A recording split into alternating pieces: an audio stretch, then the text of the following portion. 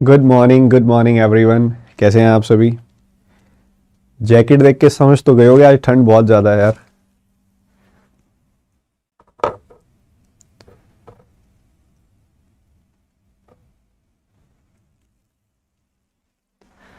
ठंड बहुत ज़्यादा है और सच बताऊं तो हाथ भी काम नहीं कर रहे हैं।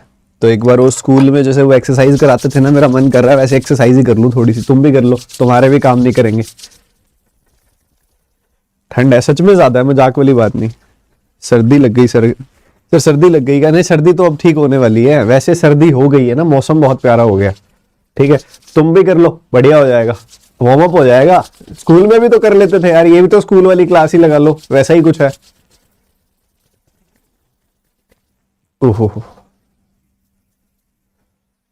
हाथ चलने जरूरी है, सही से नहीं चलेंगे तो फायदा नहीं है कोई। सर दार्जिलिंग में तो बर्फ गिरने वाली है। हाँ, तो अब हिल स्टेशन पे बर्फ ही गिरेगी। इस मौसम में ज्यादा ऊपर जाने की जरूरत ही नहीं पड़ती है। तुम मेरे शहर में हरियाणा के हिसार में तुम एक बार सुबह सुबह 5 बजे बाइक पे निकल जाओ, तुम्हारे नाक पे और मूंछों पे बर्फ दिखाई देगी तुम्हें। ज्यादा दूर जाने की जरूरत नहीं है मेरे भाई।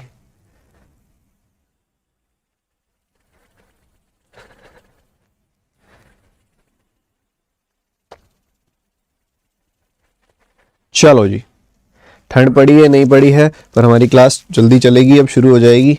और हम अभी पढ़ने वाले हैं बढ़िया बढ़िया चीज़ें, और बिल्कुल बढ़िया ढंग से।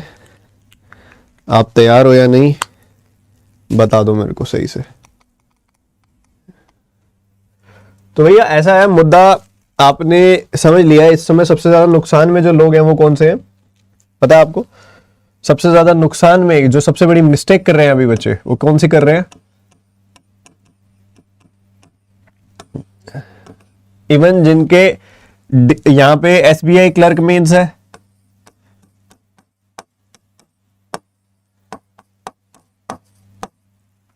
या एसबीआई पीओ मेंस है, मतलब एसबीआई पीओ का प्री दे चुके हैं।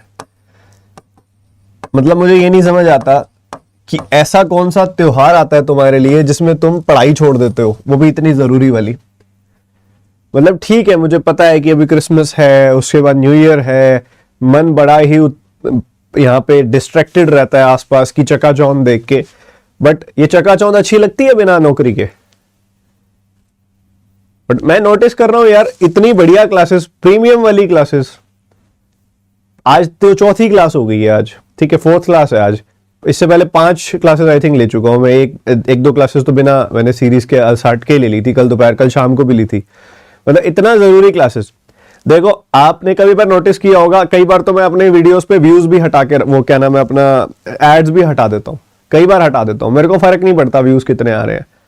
ठीक है, मैं इन चीजों से ऊपर उठ चुका हूं, तुम जानते हो। ठीक है, मैं आज से नहीं पढ़ा रहा, मैं बहुत सालों से पढ़ा रहा हूं, और व्यूज वगैरह और इन सब चीजों से वो ऊपर उठ चुका हूं। भगवान की दया से सक्षम है कि हम व्यूज पे इतना डिपेंडेंट नहीं है। ठीक है, अच्छा खासा आप सभी के लिए कोशिश रहती है कंट्रीब्यूशन भी करने की। बट वहीं दूसरी तरफ व्यूज से जो मेरा मतलब है ना, ये एक मापदंड है, एक नापने का तरीका है कि कितने बच्चे देखने आ रहे हैं सेशन को। मैं अगर कोई इंटरव्यू वीडियो डाल रहा हूं, कोई और इंटरेक्शन वीडियो डाल रहा हूं, उसमें बच्चा अच्छे से आ रहा है, बात भी कर रहा है, इंटरेक्ट भी कर रहा है, मेरी बात का जवाब भी दे रहा है। But when we are learning mains, जब हम मेंस पढ़ रहे हैं तो बच्चा कहां है? ये प्रीमियम कंटेंट आपको किसी के पेड बैच में भी नहीं मिलेगा जो मैं पढ़ा रहा हूं, और आप इसको कॉम्प्रोमाइज कर रहे हो। पिछले वाली सारी वीडियोस ड्रॉप कर दें, डिलीट कर दें, अगर नहीं आपको चाहिए तो फिर से शुरू करें 50 सिंप्लीफिकेशन 50 नंबर सीरीज। 2023 की नई तैयारी होगी, वो भी होगी, उसका भी एक टाइम आएगा। बट अभी जो सामने है भैया, इसकी रिस्पेक्ट करो यार, देखो, रेगुलर देखो, काम की चीज है। और सच बताऊं तो जिन्होंने पढ़ना है उन्होंने पढ़ना है, उनको मैं कुछ कह नहीं सकता, वो तो सियाने हैं ही। ठीक है, पर जो नहीं पढ़ रहे हैं ना, बच्चे समझ जाओ, ये एक अलार्मिंग सिचुएशन है आप सभी के लिए। अच्छा, ऐसा क्वेश्चन कल क्लास में कराया था मैंने, कराया था ना परसों क्लास में। कितने बच्चे करके दिखाएंगे मेरे को अभी ये वाला? लेट्स सी कितने बच्चों का आंसर आएगा। और थोड़ा जल्दी बताओ यार, कितना टाइम दो, कितना मिनट देता, बताओ, साथ साथ बताओ। ऐसा कुछ है ही नहीं सवाल में, इंपॉर्टेंट क्वेश्चन है, जल्दी आंसर बताओ, साथ साथ करेंगे, जल्दी बताओ।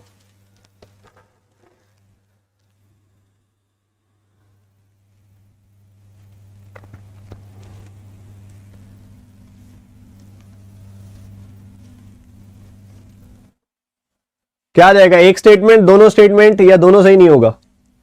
देखो यार, अपने को चाहिए क्या? अपने को यहां पे इसकी वैल्यू चाहिए, इसकी वैल्यू चाहिए, और इसकी वैल्यू निकालने के लिए ना उसने दो स्टेटमेंट दिए हैं। कहता है किसी एक से काम चल जाएगा कि दोनों से चलेगा। इससे क्या मिल रहा है तुमको? एक्स और वाई का प्रोडक्ट मिल रहा है। एक्स और वाई का प्रोडक्ट आ रहा है 14। ठीक है, बढ़िया, बहुत ही सही। और इससे क्या आ रहा है? इससे एक्स और वाई का एवरेज आ रहा है, मतलब एक्स प्लस वाई बाई 2 आ रहा है 4.5। तो क्या किसी एक से हो जाएगा? क्या किसी एक से हो जाएगा? तो जवाब है नहीं सर। 1/x और 9y, ठीक है, 1/x और 9y, 9 की पावर y। तो आपको इंडिविजुअली x की वैल्यू अलग से चाहिए होगी, y की वैल्यू अलग से चाहिए होगी, तभी निकाल सकते हो तुम, नहीं तो नहीं आएगा आंसर। सीधी सी बात है भैया। और सीधी सी बात है, अगर आंसर नहीं आएगा तो एक से तो नहीं चलेगा यहां पे, तो क्या आंसर आएगा? मेजॉरिटी बच्चे कह रहे हैं बहुत बहुत बहुत, कुछ समझदार हैं, बुद्धिजीवी हैं, समझदार बच्चे हैं, वो कह रहे हैं नन ऑफ दीज। जो देखो इसके अंदर की गहराई क्या है। अगर मैं यहां से y की वैल्यू उठा दूं और वो y की वैल्यू उठा के इसमें पुट कर दूं, तो x plus 14/x/2 is equal to 4.5 मेरे पास आ जाएगी y की वैल्यू। पुट कर दूं वापस तो x की वैल्यू भी आ जाएगी। बट कोई मेरे को बता सकता है कि यहां पे x कौन सा है और y कौन सा है? क्योंकि उसने बोला प्रोडक्ट ऑफ एक्स वाई। ओहो, ये क्या हुआ? ऐसा तो पहले कभी नहीं हुआ। तो यहां पे क्या है कि प्रोडक्ट ऑफ एक्स वाई बोला इसने, पर क्या डिफाइन किया कि एक्स बड़ा है या वाई बड़ा है? आपको पता कैसे चलेगा? जो दो वैल्यू आएंगी उसमें से एक्स कौन सा है और वाई कौन सा है? कोई एक्स वाई की रेशो तो नहीं है ना आपके पास जिससे पता लग जाए कि एक्स इसका मल्टीपल है, वाई इसका मल्टीपल है? नहीं, आपके पास एक्स वाई का प्रोडक्ट है और आपके पास एक तरीके से एक्स और वाई का सम है। तो आपके पास एक्स और वाई तो आ जाएंगे, बट आपको यह नहीं पता चलेगा कौन सा एक्स है और कौन सा वाई है। ठीक बात है। मान लो आपके पास एक वैल्यू आती है 7 और एक वैल्यू आती है 2, ठीक है, फॉर एग्जाम्पल, ठीक है, एक वैल्यू आती है 7 और एक वैल्यू आती है 2, समझना मेरी बात को। इन दोनों का प्रोडक्ट 14 होता है, इन दोनों का एवरेज 4.5 होता है। बट कौन मेरे को, देखो ये वाली प्रोडक्ट वाली कंडीशन भी जस्टिफाई हो रही है 14, एवरेज वाली कंडीशन भी जस्टिफाई हो रही है, बिल्कुल सही से जस्टिफाई हो रही है। बट 7 में से x कौन सा है और y कौन सा है? प्रॉब्लम है ना। 7 को x रखोगे और 2 को y रखोगे तो अलग आएगी वैल्यू, ऐसा ही करोगे तो इधर अलग आएगी वैल्यू। मतलब कहने की बात है इसने स्पेसिफाई नहीं किया है, ठीक है, स्पेसिफाई नहीं किया है कौन सा x है कौन सा y है। The answer will be can not be determined, not sufficient. बताया नहीं है इसने कौन सी वैल्यू है, तो निकल के नहीं आ रहा है आंसर, ठीक है, निकल के नहीं आ रहा है आंसर, तो बात खत्म हो गई। अगला सवाल करेंगे। मजा आया पहले क्वेश्चन में? वाह, एक और बहुत प्यारा सवाल। तुम भागते हो ना नंबर सीरीज से, डरते भी हो कि सर पता नहीं ये नंबर सिस्टम पता नहीं क्या ही चीज है। लो अगला सवाल, इकट्ठे करेंगे, सारे साथ में करेंगे, कोई टाइमर नहीं मिलेगा, जल्दी निपटाओ। m की पावर 7 और n की पावर 7 दोनों का सम है ग्रेटर देन 0, m की पावर 8 और n की पावर 11 लेस देन 0। तो आपने बताना है कि इनमें क्या रिलेशन है।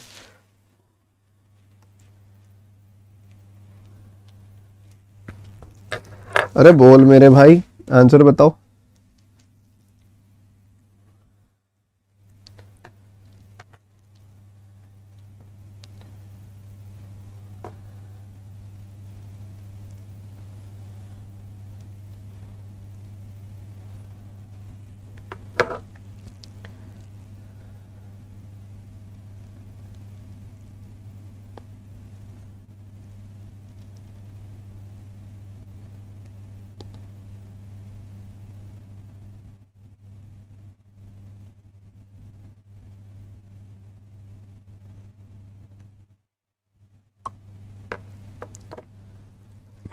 देखो भैया, पहली बात तो ना ग्रेटर देन जीरो को और लेस देन जीरो को देख के घबराया मत करो, ठीक है, कि क्या होता है, क्यों होता है। ग्रेटर देन जीरो का मतलब होता है सिर्फ और सिर्फ पॉजिटिव।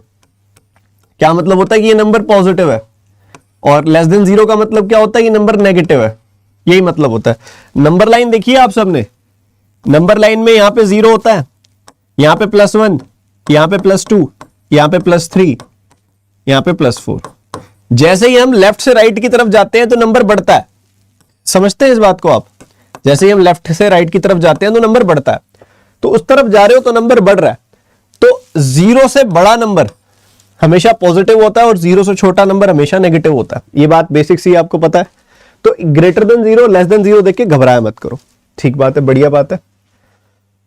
अब एक बात तो क्लियर है, वो कह रहे हैं कि m की पावर 8 और n की पावर 11।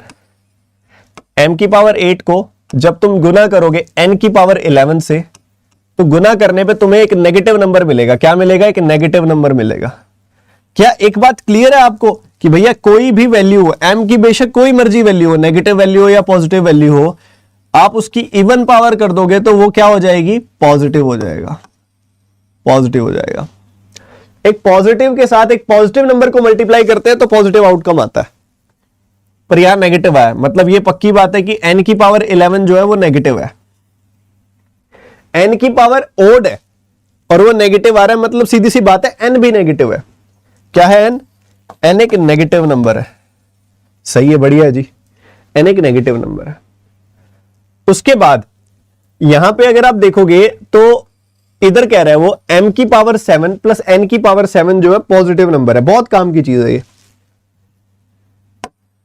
m की पावर 7 और n की पावर 7 इनका सम जो है ना वो पॉजिटिव है। वो ऐसा बोल रहा है। क्या बोल रहा है वो? पॉजिटिव है। हम जानते हैं कि ये वैल्यू नेगेटिव है। ये वैल्यू क्या है? नेगेटिव है। ये वैल्यू है नेगेटिव। अगर ये वैल्यू नेगेटिव है और इसका सम पॉजिटिव बोला ना इसने, इनका सम है पॉजिटिव, ग्रेटर देन जीरो, बिल्कुल। तो ये वैल्यू नेगेटिव आएगी, n नेगेटिव है तो n की ऑड पावर भी नेगेटिव होगी। ठीक बात है। तो अगर इनका सम आ रहा है पॉजिटिव तो पक्की बात है ये वैल्यू पॉजिटिव होगी, m की पावर 7 पॉजिटिव होगा, मतलब m पॉजिटिव है। और सिर्फ पॉजिटिव होने से काम नहीं चलेगा। जैसे मान लो एक नंबर है +4 और n की पावर 7 माइनस आ जाए, माइनस का कोई 7 आ जाए मान लो, तो ये नेगेटिव आ जाएगी। सिर्फ पॉजिटिव होने से भी काम नहीं चलेगा, बड़ा होना भी जरूरी है, ग्रेटर होना भी जरूरी है। तो m की पावर 7 को n की पावर 7 से बड़ा होना भी जरूरी है। ठीक है, बड़ा होना भी जरूरी है। समझ गए कि नहीं समझे? क्लियर है मेरी बात?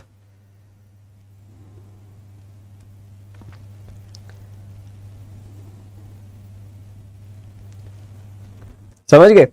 अब सवाल क्या आता है? सवाल आता है कि भैया सवाल आता है कि वैल्यू ऑफ m क्या हो, n बड़ी होगी, वैल्यू ऑफ m बड़ी होगी या m माइनस n बड़ी होगी। सवाल ये आता है तीनों में क्या रिलेशन है। अब एक बात तो क्लियर है कि n और m में m बड़ा है। ये बात क्लियर है। मतलब क्वांटिटी 1 जो है ना वो छोटी है क्वांटिटी 2 से, तो ये एलिमिनेट हो गया। क्वांटिटी 1 छोटी है क्वांटिटी 2 से। अब बच जाता है तो ये और ये। ठीक है, अब उसके बाद उसने क्या बोला? Value of m minus n, value of m minus n पूछा है आपसे उसने। m माइनस n की क्या वैल्यू होगी? फॉर एग्जाम्पल हमने मान लिया कि m की वैल्यू जो है वो +12 है और n की वैल्यू क्या है? नेगेटिव है, -5 मान लो। ठीक है, ऐसा कर लिया। m माइनस n निकालोगे तो क्या आएगा? 12 माइनस ऑफ -5, 12 +5, मतलब ये वैल्यू तो सबसे बड़ी आ जाएगी। एक पॉजिटिव वैल्यू में से नेगेटिव वैल्यू को सबट्रैक्ट करोगे तो वो एक बड़ी पॉजिटिव वैल्यू बन जाएगी। मतलब ये 17 आ रही है आपके पास वैल्यू, तो एक बड़ी वैल्यू है ये। अगर ये एक बड़ी वैल्यू है तो ये सबसे बड़ी हो गई एक तरीके से। तो ये बड़ा है और क्वांटिटी 3 उससे भी बड़ी है। The answer is B option. किस किस को समझ आया ये?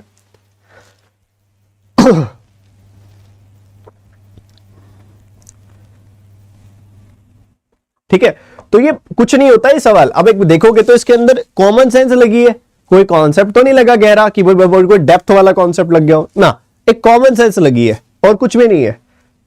यार इस क्लास में आगे नाक क्यों बंद हो जाता है मेरा? सफोकेशन तो नहीं है यहां पे? ऐसा होना तो नहीं चाहिए सफोकेशन की वजह से। अरे बोलो, परेशान हो रहे हो तुम? मजा आ रहा है? एक बार लाइक तो कर दो सेशन को, फटाफट से कर दो, एक एक टैप ऐसे टिक, ठीक है। और मेंस की ना 3 जरूरी टिप्स जैसा कि मैंने सेशन में डाला हुआ है ना, तो मेंस में जो मैं बोलूंगा ना, सबसे जरूरी टिप जो होगी पीओ मेंस के अंदर, सबसे जरूरी चीज क्या है? टू लर्न कि क्वेश्चन बनता कैसे है, ठीक है, क्वेश्चन बनाया क्या सोच के जाता है। अब मैं इस क्वेश्चन की बात करूं ना, the game of this question is कि आपसे कोई ना कोई गलती कराई जाए। गलती कहां कराई जाएगी? कई बार बच्चा क्या करता है, एम और एन की वैल्यू को लेकर गलती कर देता है, ठीक है। तो उसने क्या किया, एम और एन की वैल्यू दी जहां गलती होती है। और सबसे बड़ा ट्रैप क्या डाला इस क्वेश्चन के अंदर, एम माइनस एन। बच्चा क्या करेगा, जल्दबाजी में देखेगा कि एक वैल्यू है एम और एक वैल्यू है एन, इनका डिफरेंस जो होगा, इन दोनों का डिफरेंस इन दोनों से तो छोटा ही होगा। मतलब एन से पता नहीं, पर एम से तो पक्का ही छोटा होगा। एम सबसे बड़ा है, एन उससे छोटा है, तो एम और एन का डिफरेंस एम से तो छोटा ही होगा। बट इसने बोल दिया M minus N. M minus N बोला तो एन अगर एक नेगेटिव नंबर हुआ तो उनका डिफरेंस तो बहुत बड़ा हो जाएगा ना, ठीक है। तो उनका डिफरेंस तो बहुत बड़ा चला जाएगा। तो ये क्वेश्चन को फ्रेमिंग समझो कि क्वेश्चन वो बना कैसे रहा है, क्वेश्चन वो फंसाने के लिए बना रहा है। जब आप मॉक टेस्ट देते हो, क्वेश्चन सॉल्व करते हो, तो वहां पे आपको सोचना चाहिए कि क्वेश्चन उसने क्या सोच के बनाया है, वो कहां फंसा रहा है, कहां ट्रैप रख रहा है, ताकि अगली बार ना आप उस चीज के लिए बहुत ज्यादा तैयार हो जाओ, ठीक है। ये गलतियां आपने कितनी मर्जी गलतियां कर लो मॉक टेस्ट देते टाइम, मॉक टेस्ट देने के बाद जब पढ़ रहे हो तब गलती नहीं करनी। जैसे ये क्वेश्चन है, सबका आंसर चाहिए मेरे को इसमें। सर चेकलिस्ट क्यों नहीं आ रही? बच्चे मैं मेंस के लिए कुछ इंपॉर्टेंट प्रिपेयर करवा रहा हूं आप सभी के लिए, मेंस का कुछ बढ़िया प्रिपेयर करा रहा हूं, रुको थोड़ा। और जो बच्चे चेकलिस्ट कह रहे हैं, आपको पता है 200 चेकलिस्ट हो चुकी है, 200 से ऊपर चेकलिस्ट हो चुकी है। चेकलिस्ट सारी सॉल्व कर ली है तुमने जो तुम और चेकलिस्ट मांग रहे हो? 20,000 क्वेश्चन से ज्यादा दे चुका हूं मैं, सारे सॉल्व कर लिए पहले वाले अब वाले। सर एम और एन का रियल होना जरूरी है क्या? बच्चे इमेजिनरी नंबर तो आपके सिलेबस में ही नहीं है, तो वो देगा भी नहीं, समझो। इमेजिनरी नंबर तो आपके सिलेबस में ही नहीं है। आपके क्या एसएससी के सिलेबस में भी नहीं है इमेजिनरी नंबर्स। तो एसएससी में भी मेरे को याद आता है, आई थिंक 2 से 3 साल पहले मेंस में एक छोटा सा आयोटा वाला क्वेश्चन आ गया था, ठीक है। वो भी बहुत ही रेयर देखने को मिला था और उसमें भी कॉमन सेंस थी, कोई कॉन्सेप्ट नहीं लग रहा था। अब ये क्वेश्चन देखो क्या कहता है वो। सबसे पहले कहता है क्यू एक पॉजिटिव नंबर है, क्यू एक पॉजिटिव नंबर है ऐसा कहता है। उसके बाद कहता है क्यू जो है ना वो आर से छोटा है और एस एक नेगेटिव नंबर है, एस एक नेगेटिव नंबर है। फिर कहता है क्यू से छोटा आर है, ठीक है, या फिर आर जो है वो क्यू से बड़ा है। बच्चे एक बात बताओ, क्यू एक पॉजिटिव नंबर है और आर अगर क्यू से बड़ा है तो आर भी एक पॉजिटिव नंबर होगा। सही बात है, अच्छी बात है। P और S मिलके जो है ना वो Q से बड़े हैं, P और S जो है वो Q से बड़े हैं, या फिर मैं कह सकता हूं P जो है ना वो बड़ा है किससे, Q माइनस S से, ठीक है। Q माइनस S से बड़ा है P, ठीक है। S को मैं राइट हैंड साइड ले गया तो P जो है वो Q माइनस S से बड़ा है।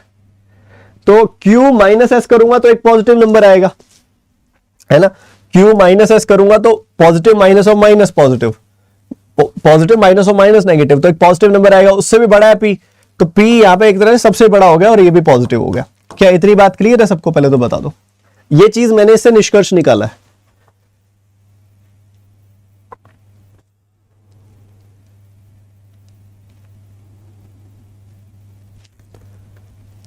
शाबाश, बहुत बढ़िया बच्चे, बहुत बढ़िया। अब वो कहते हैं पी आर बाय एस की value, P into R by S, P into R by S, ये तो नेगेटिव वैल्यू आ रही है क्योंकि ये पॉजिटिव इसको एक नेगेटिव वैल्यू से डिवाइड कर रहा है तो नेगेटिव वैल्यू आ रही है। फिर कहते हैं Q plus S, Q plus S. अब Q S से बड़ा है क्या? वैसे इधर ना हम कह नहीं सकते, देखो Q positive minus of minus S negative, ठीक है, ये पॉजिटिव आएगा। ठीक है, उसके बाद क्या कहता है, Q प्लस एस, Q और S को जोड़ दें अगर हम, तो क्या हिसाब बनता है। ठीक है, ये हमने बताना है। तो भैया Q प्लस एस करेंगे तो डिफरेंस आ जाएगा। Q और S में कौन सा बड़ा है, कुछ बताया इसने? नहीं बताया ना। Q और S में से कौन सा बड़ा है, ये नहीं बताया। चलो देखते हैं, क्योंकि अगर देखो इस पे दोनों बातें आ जाती हैं। अगर Q S से छोटा हुआ, मान लो ऐसा हुआ 4 माइनस 7 Q प्लस एस करते ही, तो नेगेटिव आ जाएगा। अगर Q S से बड़ा हुआ तो नहीं बता सकते। ठीक है, उसके बाद कहते हैं P plus R by Q minus P, P plus R by Q minus P. Again इसने थोड़ा सा चीजों को इनकम्प्लीट छोड़ा। ठीक है, तो आप एक काम कर सकते हैं, कुछ नंबर्स एज्यूम करके इसको और सिंपल कर सकते हैं। ठीक है, वो देख लेते हैं कैसे। अब P प्लस एस जो है वो Q से बड़ा है, Q माइनस, यही 3 चीजें बताई हैं इसने, और ज्यादा कुछ डिटेल में गया नहीं है। ठीक है, तो अगर मैं इसको लूं कि ये कुछ है, मान लो 50 है, ये इसको अभी देखना पड़ेगा क्या लेंगे। और R, Q जो है R से छोटा है, मतलब ये R जो है वो Q से बड़ा है, 50 है तो इसको 60 ले लो। ठीक है, ये 60 हो गई वैल्यू मान लो। Q माइनस एस, वही बात है, S को सिग्निफाई नहीं किया इसने प्रॉपरली कि S एक्चुअल में Q माइनस एस पॉजिटिव आएगा, पॉजिटिव से बड़ा है P ना, कुछ होता है कि डाउटफुल सिचुएशन है यहां पे।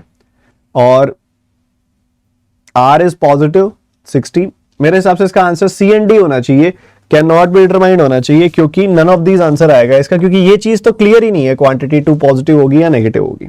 ठीक है, क्या क्लियर है आपको ये बात?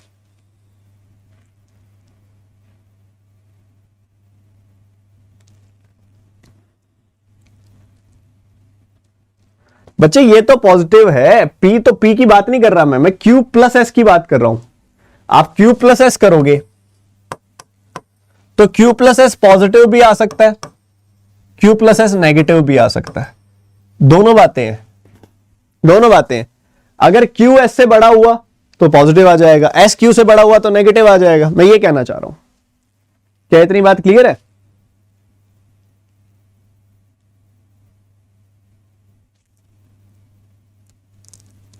ठीक है, समझ गए, बहुत बढ़िया।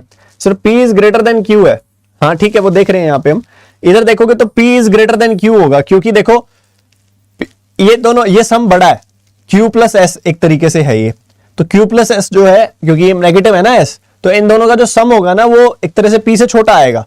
तो P इन दोनों के सम के बराबर है एक तरीके से, इन दोनों के सम से भी बड़ा है, तो Q से तो बड़ा ही होगा।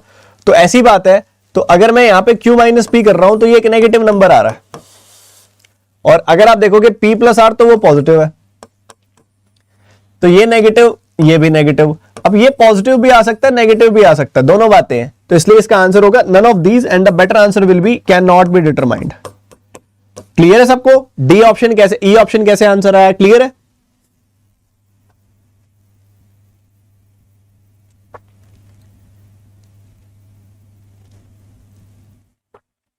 अरे भैया मेरे, बच्चा कह रहा है कि सर Q जो है S, Q और S के बीच में रिलेशन दिया हुआ, कौन सा रिलेशन दिया हुआ Q और S के बीच में, बताओ कहां है रिलेशन? बच्चे ये चीज हमने समझनी है। वो कहते हैं P बड़ा है किससे, Q माइनस S से, और इधर देखोगे ना तो वो कहता है कि P प्लस S जो है वो बड़ा है Q से। मतलब S में अगर आप P जोड़ दोगे ना तो वो Q से बड़ा होगा, S में अगर आप P जोड़ दोगे तो Q से बड़ा होगा। बच्चे ये सारे पॉजिटिव थोड़ी हैं जो हम इससे अंदाजा लगा देंगे। Q पॉजिटिव है, S नेगेटिव है, मैं इसकी एक्चुअल में साइन के साथ नहीं, जो इसकी न्यूमेरिकल वैल्यू है उसकी बात कर रहा हूं। अगर Q और S में से किसकी न्यूमेरिकल वैल्यू बड़ी है ये हमें नहीं पता यहां पे, और जब तक वो ना पता लगे यहां से नहीं सिग्निफाई हो रहा वो चीज। Q और S की न्यूमेरिकल वैल्यू में से कौन सी बड़ी है हमें नहीं पता, और जब तक वो चीज पता नहीं चलेगी तब तक हम Q प्लस S नहीं बता सकते कि वो नेगेटिव है या पॉजिटिव है। तो answer is C and D.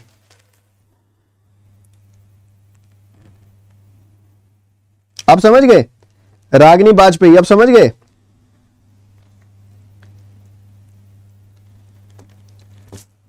अगला क्वेश्चन करो फटाफट। क्वेश्चन मैंने पूरा पढ़ लिया बच्चे, आप ध्यान से पढ़ो।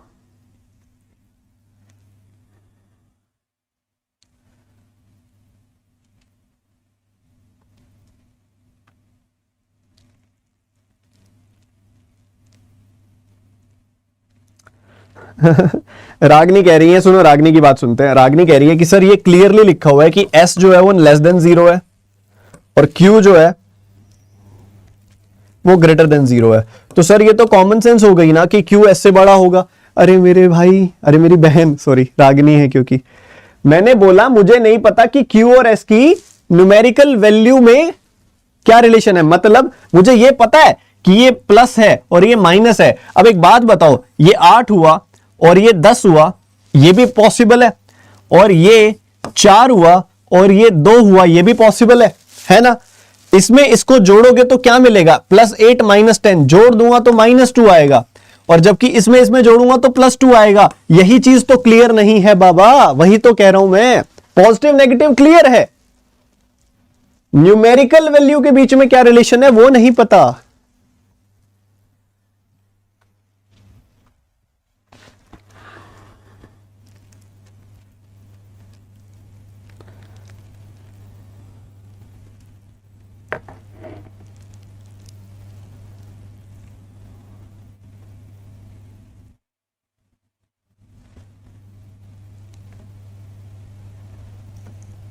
इसमें इसको जोड़ोगे तो क्या मिलेगा,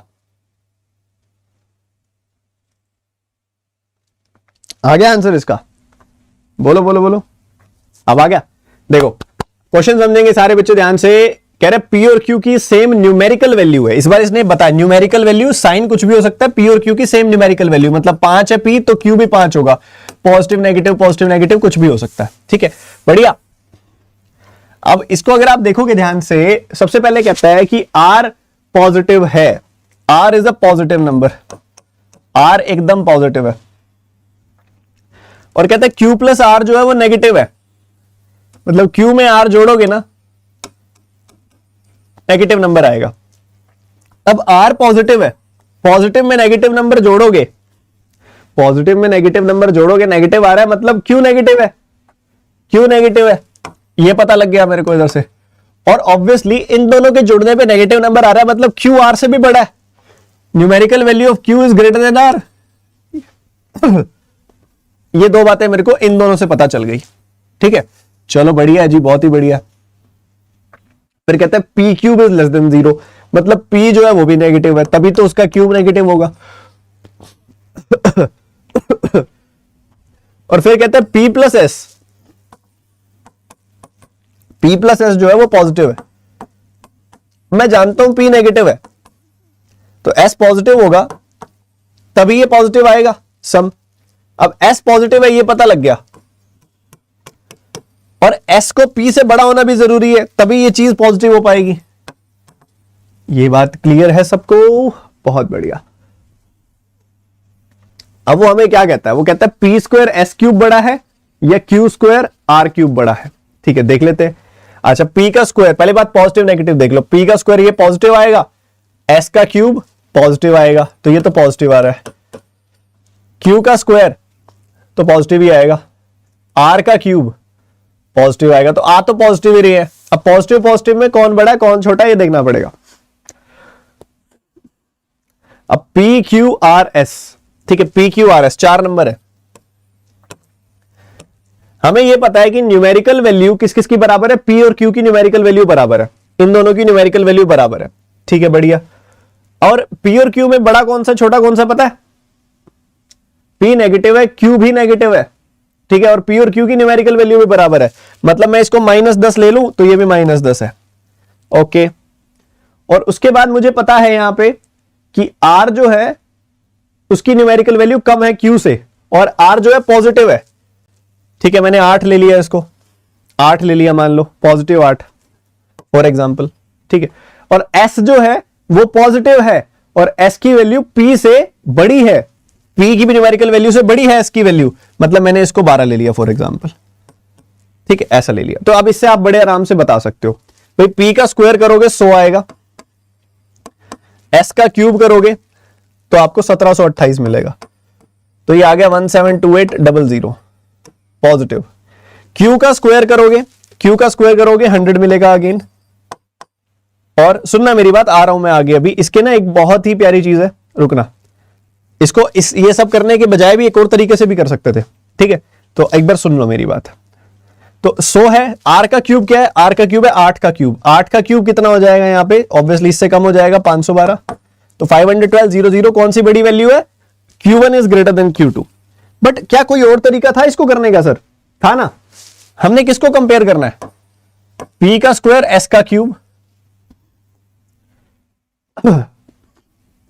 P का स्क्वायर Q का स्क्वायर R का क्यूब, इसको कंपेयर करना है।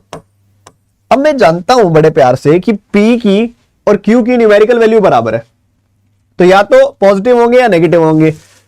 अब स्क्वायर हो जाने के बाद तो पॉजिटिव ही हो जाएगा, स्क्वायर हो जाने के बाद पॉजिटिव हो जाएगा। न्यूमेरिकल वैल्यू बराबर है, पॉजिटिव भी है, तो इससे रिलेशन से कोई फर्क नहीं पड़ेगा, तो इसको हटा दो, ठीक है? S बड़ा है, S का क्यूब बड़ा होगा या R का क्यूब बड़ा होगा? पहली बात तो S और R क्या है? S पॉजिटिव है और R भी पॉजिटिव है। S पॉजिटिव है, R भी पॉजिटिव है। अब P और Q की न्यूमेरिकल वैल्यू बराबर है, P और Q की न्यूमेरिकल वैल्यू बराबर है, P और Q की न्यूमेरिकल वैल्यू बराबर है, तो मुझे क्लियरली दिखाई दे रहा है कि S P से बड़ा है, P Q के बराबर है और वो R से बड़ा है। इनइक्वालिटी पढ़ी है ना बचपन में, अभी भी पढ़ रहे हो? तो S जो है वो R से बड़ा होगा। S अगर R से बड़ा है तो S का क्यूब R की क्यूब से बड़ा होगा।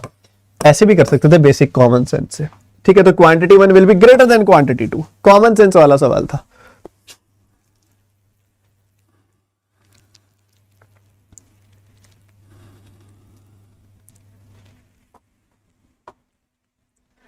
सर नंबर कुछ भी मान सकते हैं? हाँ मान सकते हो, बट ऐसा मत मान ले, क्योंकि पता क्या होता है, आप ये नंबर्स ना एक्चुअल में जो माने जाते हैं ना, वो बहुत ही ध्यान से मानने चाहिए कि मतलब दी गई कंडीशन को वायलेट ना कर रहे हो बस, ये ठीक है? क्योंकि ना ऐसा हर जगह नहीं चलते वो, बट दी गई कंडीशन में सही से फिट बैठ रहे हो। यूनिवर्सल नंबर मत मान लेना कोई भी, ऐसे कि हर जगह ये लगेगा, नहीं, कई बार थोड़ा सा ना क्लैश हो जाता है वहां पे, ठीक है? तो ध्यान से बचाव, थोड़ा सोच समझ के नंबर मानने होते हैं, तो गलती मत करना इसमें। आगे बढ़ते हैं। ओ हो full of variables, full of love. चलो मेरे साथ सॉल्व करोगे या अकेले करोगे? चलो पहले फटाफट करो, मैं फिर करूंगा शुरू साथ साथ आपके। इसको करो फटाफट से।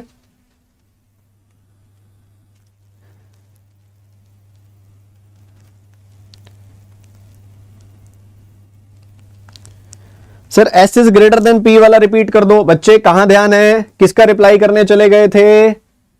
S is greater then P। देखो P और S पॉजिटिव है, P और S का सम पॉजिटिव है, पता है तुम्हें? और तुम्हें यह भी पता है कि P नेगेटिव है।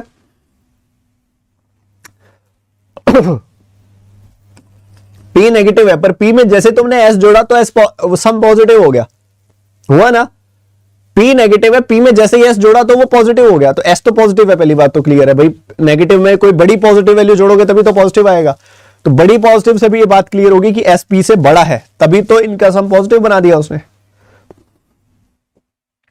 चलो भैया निपटाओ इसको ध्यान से, फिर PDF मिल जाएगी। अरे सब मिल जाएगा।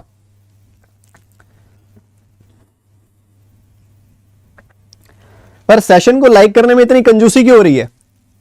1 सेकंड लगता है, लाइक कर दो। आपका कोई व्हाट्सएप ग्रुप है जिसमें आप बातें बतियाते हो, बहुत सारे डिस्कशन स्ट्रेटेजी बतियाते हो, बहुत सारी बढ़िया बढ़िया, उनमें शेयर भी कर दो। बच्चों को बुला लो कि भैया बढ़िया मेंस की क्लास हो रही है। तुम्हारा एक तरीके से ना तुम्हारा पुण्य गिना जाएगा कि अगर तुम मेंस के बच्चों को सही रास्ता दिखा दो, तो सही जगह पे ले आओ। तो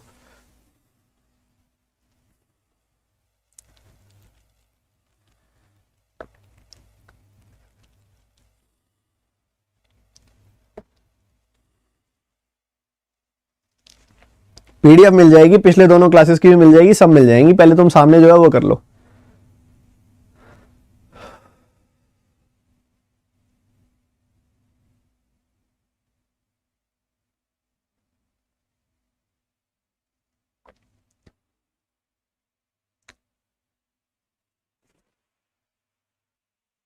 देखो भैया क्या क्वेश्चन क्या है। क्वेश्चन कहता है कि दो अलग अलग ऑफिसेज हैं, एक ऑफिस एक्स है, एक ऑफिस वाई है। करो करो, आप भी सॉल्व करो मेरे साथ साथ, ठीक है। एक ऑफिस एक्स है और एक ऑफिस वाई है, ठीक है, ऐसा चल रहा है। और इन ऑफिसेज के अंदर ना नंबर ऑफ पीपल, कुछ लोग हैं जो काम कर रहे हैं, ठीक है, कुछ लोग हैं जो काम कर रहे हैं, यहां पे अलग अलग प्रोजेक्ट्स पे काम कर रहे हैं। सुनना मेरी बात ध्यान से, कई बच्चे कम सुनते हैं कई बार, ठीक है। प्रोजेक्ट्स कौन कौन से? प्रोजेक्ट्स हैं PQR, असाइनमेंट्स है, PQR असाइनमेंट्स है, assignment P, assignment Q, assignment R, इस पे काम हो रहा है। इधर नंबर ऑफ पीपल की बात हो रही है, कितने एम्प्लॉयज काम कर रहे हैं, वो बता रहा है कि भैया इतने इतने एम्प्लॉयज काम कर रहे हैं, नंबर ऑफ एम्प्लॉयज।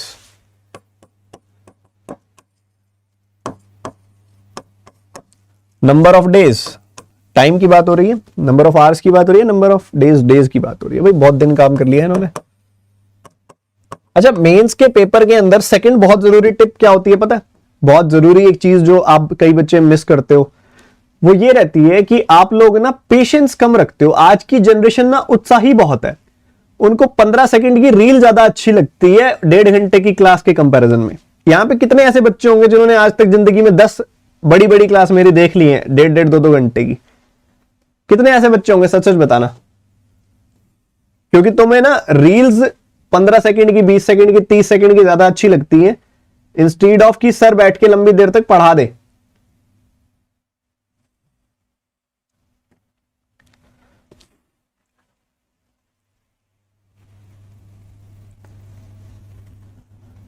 ठीक है, तो ये चीज का थोड़ा ध्यान रखो यार, इस ट्रैप में तुम फंस रहे हो। Number of employees and number of days. तो यार एक चीज समझो, पहले तो ना इसको सिंपल करके लिख लो। इतना सुंदर मैं इसलिए बना रहा हूं क्योंकि तुमको समझ आए, तुमको सिंपल इतना सुंदर बनाने की जरूरत नहीं है, तुम सीधा सीधा लिख दो बस। तो सबसे पहले कहता है वो कि पहले वाले केस में a+20 3b+3 4c + 5, a+20 और उसके बाद कहता है वो 3b+3 4c + 5। इतने इतने एम्प्लॉयज काम कर रहे हैं। टू मच वेरिएबल, परेशान कर देने वाले। a-5 a+5 days,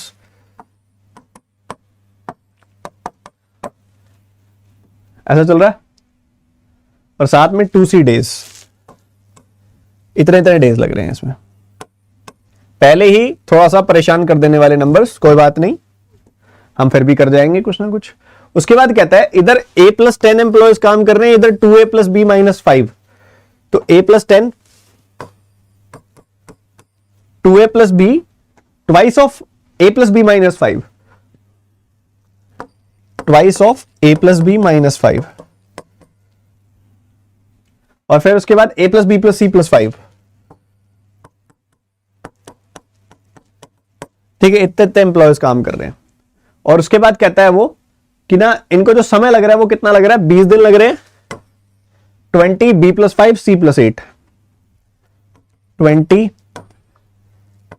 b + 5 c + 8। कई बच्चों के ना देखते ही हाथ रुक जाता है, कहता सर ये नहीं कर रहा मैं, ये तो मजदूरी है, इतना काम तो कौन करेगा, इतना नहीं होता। इससे मिलती जुलती डीआई ना एसबीआई पीओ मेंस में आई हुई है पहले एक बार, और एसबीआई ना अपने फंडों को लेके फिक्स है कि एसबीआई ने कोई स्पेशल चीज चेक करनी है ना तो वो करेगा, और वो बार बार करता है। जैसे कि अगर आपको ऑर्डर डिलीवर्ड और रिसीव्ड वाली अगर डीआई याद हो, जो SBI PO mains IBPS PO mains दोनों में आई थी, उसने उसको 3 लगातार पेपर्स में रिपीट किया है, ऑर्डर डिलीवर्ड और रिसीव्ड और रिटर्न्ड वाले टाइप को। तो उसने करना है तो करना है। ठीक है, अब सुनो ध्यान से, मुझे दिख रहा है कि एक ही प्रोजेक्ट है, इतने एम्प्लॉयज इतने दिन काम कर रहे हैं, और दूसरी तरफ वही प्रोजेक्ट पे इतने एम्प्लॉयज इतने दिन काम कर रहे हैं। क्या ये दोनों सेम वर्क है? चाहे प्रोजेक्ट एक्स हो, चाहे देखो प्रोजेक्ट एक्स पे काम कर रहे हैं, सॉरी प्रोजेक्ट पी पे काम कर रहे हैं, तो ये दोनों, ये भी वही प्रोजेक्ट कर रहे हैं, ये भी वही प्रोजेक्ट कर रहे हैं, ये भी वही असाइनमेंट कर रहे हैं, ये भी वही असाइनमेंट कर रहे हैं, तो इनका टोटल वर्क और इनका टोटल वर्क आपस में बराबर है। ठीक है, तो अगर ऐसा है तो a + 20 लोग a - 5 डेज तक काम करेंगे अगर, तो एक प्रोजेक्ट करेंगे और A+10 लोग 20 दिनों तक काम करेंगे। अगर थोड़ी मेरी आवाज फटी फटी आने लग गई होगी तो थोड़ा गला बैठा हुआ है, एडजस्ट कर लेना। तो ये दोनों वैल्यूज ना बच्चे बराबर है, तो ये कितना हो जाएगा, a का स्क्वायर -5a प्लस 20a -100, ये आ जाएगी वैल्यू। और उसके बाद इधर से क्या आ जाएगी वैल्यू, 20a प्लस 200। इनको इधर ले आओ, ठीक है, इनको इधर ले आओ, या 20a से 20a काट ही दो यहां से, ठीक है। और इधर देखोगे तो इसको इधर ले आओगे आप, तो आपको मिल जाएगा a square -5a -300 is equal to 0। तो 15 का 20 गुना होता है 300 और 15 और 20 का डिफरेंस होता है -5। तो -20 प्लस 15 देगा आपको -300 और प्रोडक्ट सम डिफरेंस देगा -5 का। साइन रिवर्स कर दो, नेगेटिव नंबर नहीं लेंगे क्योंकि नंबर ऑफ पीपल नेगेटिव नहीं हो सकते, और इसने मेंशन भी कर दिया वैसे तो लास्ट में कि ABC are non negative integers. ये ना भी कहता तब भी मैं मान लेता, क्यों, क्योंकि भैया ऐसा है A+20 में एक तो यहां पे तो नेगेटिव आ जाएगा, यहां तो नेगेटिव नहीं आएगा। और नेगेटिव आदमी होते हैं, एग्जिस्ट करते हैं, नेगेटिव लोग हमारे आसपास ही हैं। तुमको यूट्यूब पे भी दिखते होंगे, तुमको घर भी दिखते होंगे, तुमको पड़ोस में भी दिखते होंगे, बट क्वेश्चंस में नेगेटिव आदमी एग्जिस्ट नहीं करते हैं, ठीक है, सिर्फ रियल लाइफ में करते हैं। तो यहां पे नेगेटिव नहीं आ सकता, ना डेज में आ सकता है ना एम्प्लॉयज में आ सकता, तो इसलिए नेगेटिव वाली चीज हमने एलिमिनेट कर दी। ए की वैल्यू 20 किस किस की आ गई थी पहले तो बता दो मेरे को।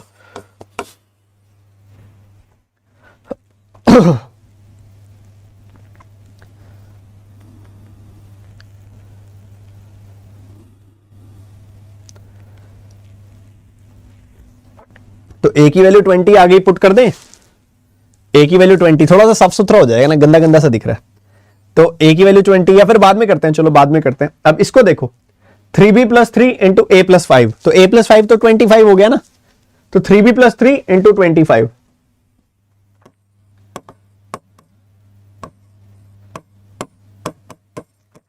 इतना टोटल काम है, इतना है।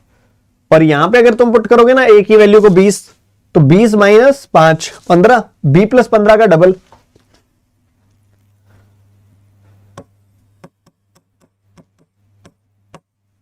और इन्होंने कितने दिनों तक काम किया, इन्होंने काम किया b + 5 डेज के लिए, b + 5 डेज के लिए काम किया। बढ़िया है, मजेदार है, बस इसको सॉल्व कर लो, मजा आ जाएगा। वेरिएबल खत्म कर दो इसके बस। तो इधर से आ रहा है 75b + 75 is equal to, twice बाद में देख लेना, पहले अंदर वाला मल्टीप्लाई कर दो, b square + 5b + 15b + 75, double कर दोगे तो 2b स्क्वायर प्लस ये 20b का double 40b + 150 is equal to 75b + 75। ठीक है भैया, तो 75b को उधर ले जाओ, तो ये -35b बन गया, 2b square -35b + 75 equals to 0। ठीक है, क्लियर है। तो प्रोडक्ट चाहिए 300 का, सम चाहिए 35 का। 15-20 से काम चल जाएगा, -15 -20, साइन रिवर्स करेंगे, +15 +20। बच्चे कहने सर दोनों पॉजिटिव आ गई, अब क्या करें। यही तो तुम भूल जाते हो क्वाड्रेटिक सॉल्व करनी, 2 से डिवाइड भी तो होगा, 2 से डिवाइड होगा तो ये वाली वैल्यू लेंगे हम, ये वाली वैल्यू नहीं लेंगे। रीजन इज फ्रैक्शन में आदमी नहीं एग्जिस्ट करते होते, ठीक है, आधे अधूरे आदमी एग्जिस्ट नहीं करते होते। ठीक है, वही बात हो गई जो बोली अभी मैंने, फ्रैक्शन में लोग एग्जिस्ट नहीं करते। तो b की वैल्यू क्या आ गई 10, तो a की वैल्यू 20 आ गई, b की वैल्यू 10 आ गई। क्या इतनी बात क्लियर है सबको?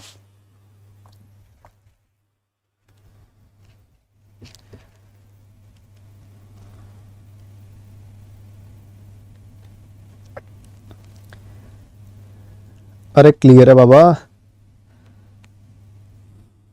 सर 150 है, क्या बात कर रहे हो? तो हमने क्या लिया फिर? तो 30 और 5 लेना है ना फिर, 5/2। ठीक है, 75 ले लिया क्या मैंने? 30 और 5 -30 -5, बात वही आ जाएगी, 2 से डिवाइड कर दोगे तो 15 आ जाएगी वैल्यू। 15 आ रही है वैल्यू, ये वाली नहीं लेंगे, ठीक है, 15 आ रही होगी वैल्यू आपकी, 30/5 तो ठीक है, 15 आ रही होगी वैल्यू इसकी, ठीक है, डिवाइड करने के बाद। तुम कह रहे हो गलत है, 15 ही तो लिखा हुआ है, 15 नहीं आएगा।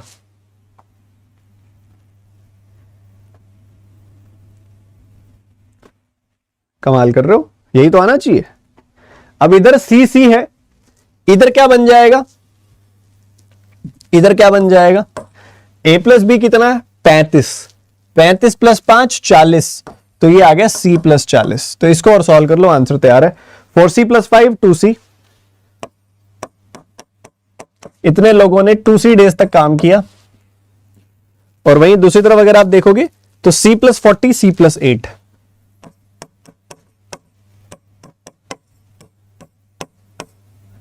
इतने दिनों तक इन्होंने काम किया, ठीक है। तो ये आ गया कितना, 8c स्क्वायर प्लस 10c, ये आ गया c square plus 8c plus 40c, मतलब 48c इज इक्वल टू 320। ठीक है, बढ़िया है जी। इधर ले आओ 7c स्क्वायर, उसके बाद कितना आ गया माइनस 38c, और क्या आ गया माइनस 320। चलो बढ़िया जी, बढ़िया। इधर क्या क्या वैल्यू आ गई भैया, इधर क्या क्या वैल्यू आ गई, बताओ बताओ बताओ, जल्दी बताओ। 70-32 आ रही है ना इसके रूट्स, 70-32, क्योंकि अगर आप देखोगे ना इधर से 7 निकल के आ रहा है, इधर से 32 इंटू 10 निकल के आ रहा है, और 70 और 32 का डिफरेंस जो आता है वो 38 आता है। तो 70-32 आ गई वैल्यू, 7 से डिवाइड कर दिया। सो ये तो इंटीग्रल आएगा नहीं, फ्रैक्शनल अलाउड नहीं है, 10 आ जाएगी सी की वैल्यू। बताओ कितना मुश्किल था, वैसे बताओ एक सीधी सी बात, मुश्किल तो था, पर अभी तुम बैठे हो रजाई में रिलैक्स, नाश्ता करके या करने वाले होगे, रिलैक्स हो, टेंशन नहीं है। टेंशन नहीं है कि पता नहीं मेरे गुड अटेम्प्ट्स पूरे हो पाएंगे कि नहीं, टेंशन नहीं है कि घर जाके यूट्यूब पे जो वीडियो देखूंगा कट ऑफ इतनी जा सकती है, या फिर गुड अटेम्प्ट्स इतने हो सकते हैं, क्या मेरे उतने अटेम्प्ट हो पाएंगे कि नहीं। ये टेंशन तुम पेपर के बीच में लेके बैठे होते हो। तुमको ये टेंशन होती है कहीं मैं क्वेश्चन शुरू करूंगा वेरिएबल सॉल्व ही ना हो तो। तुमको ये टेंशन होती है वहां पेपर में कि सर मेरे पास अब सिर्फ 11 मिनट बचे हुए हैं, मैं मेंस की डीआई उठाऊं कहीं ना निकली तो वहां ना टेंशन प्रेशर बहुत होता है। उस टेंशन प्रेशर को बरकरार रखते हुए, बनाए रखते हुए जब इस डीआई को सॉल्व करते हो ना तो मुश्किल होता है। अब मैं तुमको एक बात बोलूं कि ना, तुम्हारा बहुत सिंपल सी कोई चीज बोलूं तुमको करने के लिए। फॉर एग्जाम्पल एक नॉर्मल सी बात है कि मैं तुमको बोलूं कि ना तुम मुझे ना 37 का टेबल बता दो। कितने बच्चे यस करते हैं, बता देंगे 37 का टेबल। और आपको मैं बोलूं कि 37 के ना टेबल पेपर पे लिख दो, आसान हो। अब मैं बोलूं कि ऐसा तब करो जब मैं तुम्हारे कंधे पे 5 किलो का बैग टांग दूं और वो टांग के लिखो। आप कहोगे सर अभी भी लिख दूंगा, थोड़ा सा दिक्कत होगी, लिख दूंगा। फिर मैं कहूंगा तुम्हारे सिर के ऊपर ना एक मैंने बड़ा सारा पत्थर रख दिया, तुमने उसको भी पकड़ना है एक हाथ से, अब लिखो। तो सर अब बहुत मुश्किल हो जाएगा। और मैं कहूं कि एकदम तुमको ना बिल्कुल ठंडी जगह पे बिठा दूं, बर्फ वाली जगह पे, अब लिखो 37 का पहाड़ा। अब भूलने लग जाओगे, अब मल्टीप्लाई नहीं होगा। क्यों? क्योंकि प्रेशर में होगे। जब प्रेशर में होता है ना इंसान, तो अपने असल से दूर भागता है। हम जो एक्चुअल है ना, हम जितने स्मार्ट है, हम जितने तेज है, हम जितने क्विक है, हम जितने फोकस्ड है, हमारी मैथ्स कितनी अच्छी है, हमारी कैलकुलेशन स्किल्स कितनी अच्छी है, हमारे कॉन्सेप्ट कितने अच्छे हैं, ये सब है हमारी असलियत। और हमारी असलियत से हम दूर हो जाते हैं जब हम प्रेशर में होते हैं। कुछ ऐसी चीज खेलता है एग्जामिनर। तो जितना लेस प्रेशर लेने की आदत बना लोगे ना, उतना बेहतर परफॉर्म कर पाओगे पेपर में, उतना असल के साथ रह पाओगे पेपर में।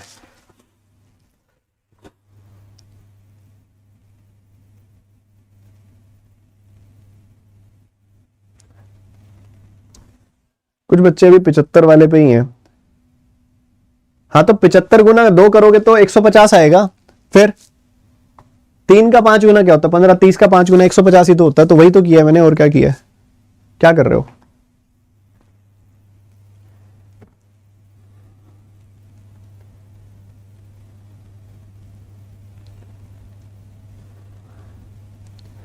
तो this is the game, you have to understand. ठीक है, चलो इस पे क्वेश्चन क्या है, इस पे क्वेश्चन है आपके 2, आई थिंक सो। तो करो भाई फिर। a plus C by B का मान, a प्लस सी कितना है 30, 30/15 क्या आएगा 2।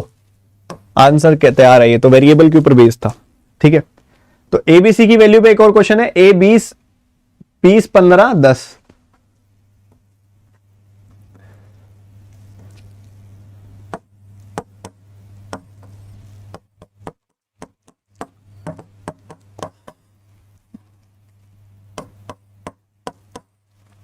करो क्वेश्चन, बताओ आंसर बताओ।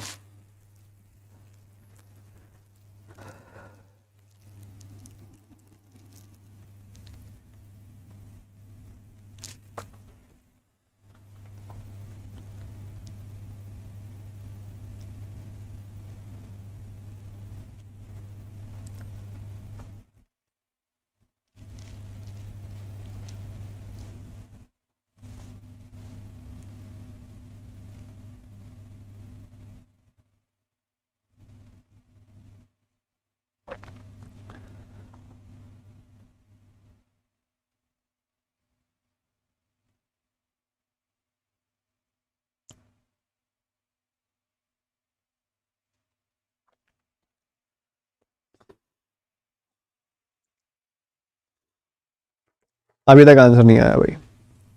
देखो भाई, कहते हैं a plus B minus C, a plus B minus C यानी कि 25 की बात कर रहा हूं। कहता है 25 एम्प्लॉयज ने 24 दिन तक काम किया, तो कितना काम कर लेंगे ये 600 यूनिट काम कर लेंगे। कितना काम बाकी पड़ा उसको देखने के लिए ये देखो कि भाई है कितना टोटल एक्चुअल में। 4c प्लस 5 को 2c से मल्टीप्लाई करना, c कितना है 10।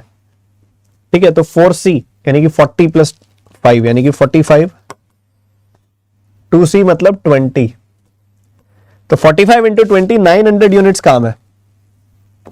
ठीक है, 900 यूनिट्स काम है और उसमें से 600 हो चुका है, 300 बाकी पड़ा।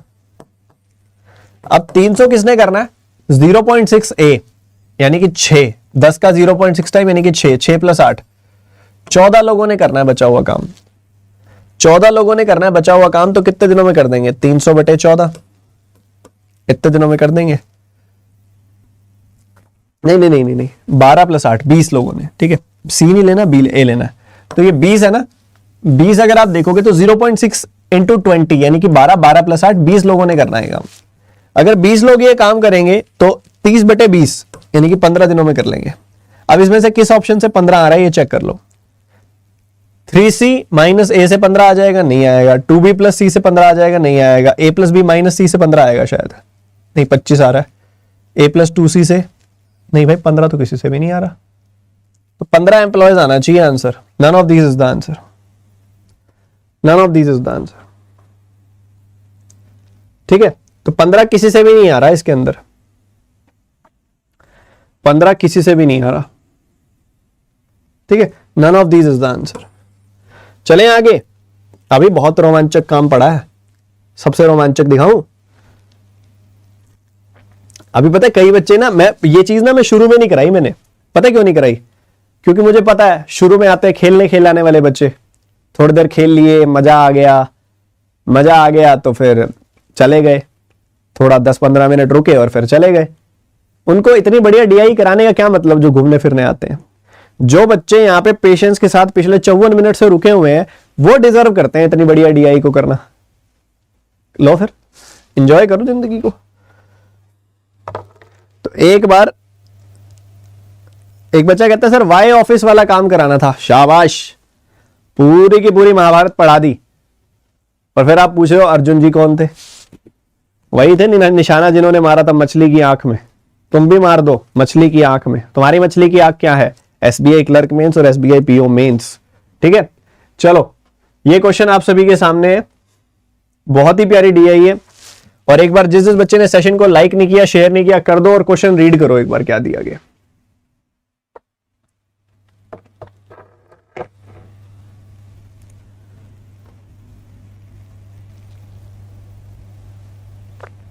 दोनों के दोनों वर्क सेम है बच्चे, जो कह रहा था ना वाई वाला वर्क है first pie chart represent percentage wise distribution of amounts by 5 person invested in simple interest. Total amount invested by 5 person is 30,000. ठीक है जी, बढ़िया.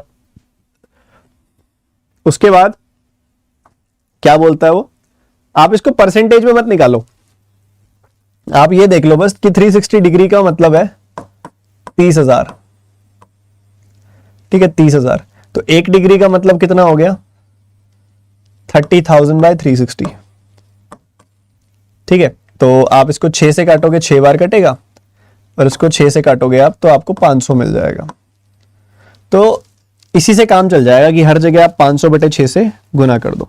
ठीक है, 500/6 से आप गुना कर दो, उसी से काम चल जाने वाला है मेरे हिसाब से. हाँ, चल जाएगा. हर जगह 500/6 से गुना कर दो, 1 डिग्री से पता लग गया. तो इधर 500/6 से गुना किया तो क्या मिल जाएगा आपको, 5,000 लिख दिया, फिर आपने 5,000. इधर 500/6 से गुना करोगे तो क्या आ जाएगा. ठीक है, 6 से काटोगे, 1 बार कटा, 6 से काटोगे 4 बार, फिर 4 बार, 1440 आ जाएगी वैल्यू. नहीं, ये आ जाएगी 720, 7200 आ जाएगी वैल्यू. बिल्कुल बढ़िया. इसको 500/6 से गुना करोगे तो कितना आ जाएगा, 6,000 आ जाएगी वैल्यू. इसको मल्टीप्लाई करोगे 500/6 से तो 8 का 5 गुना, 4,000 आ जाएगी वैल्यू. और धीरज, इसको 500/6 से गुना करोगे तो क्या आ जाएगा,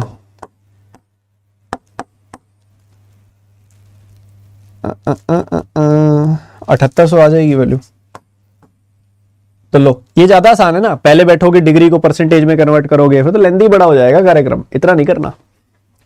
सिमिलरली यहां पे आपको पता 360 डिग्री है, उसकी वैल्यू है 40,000.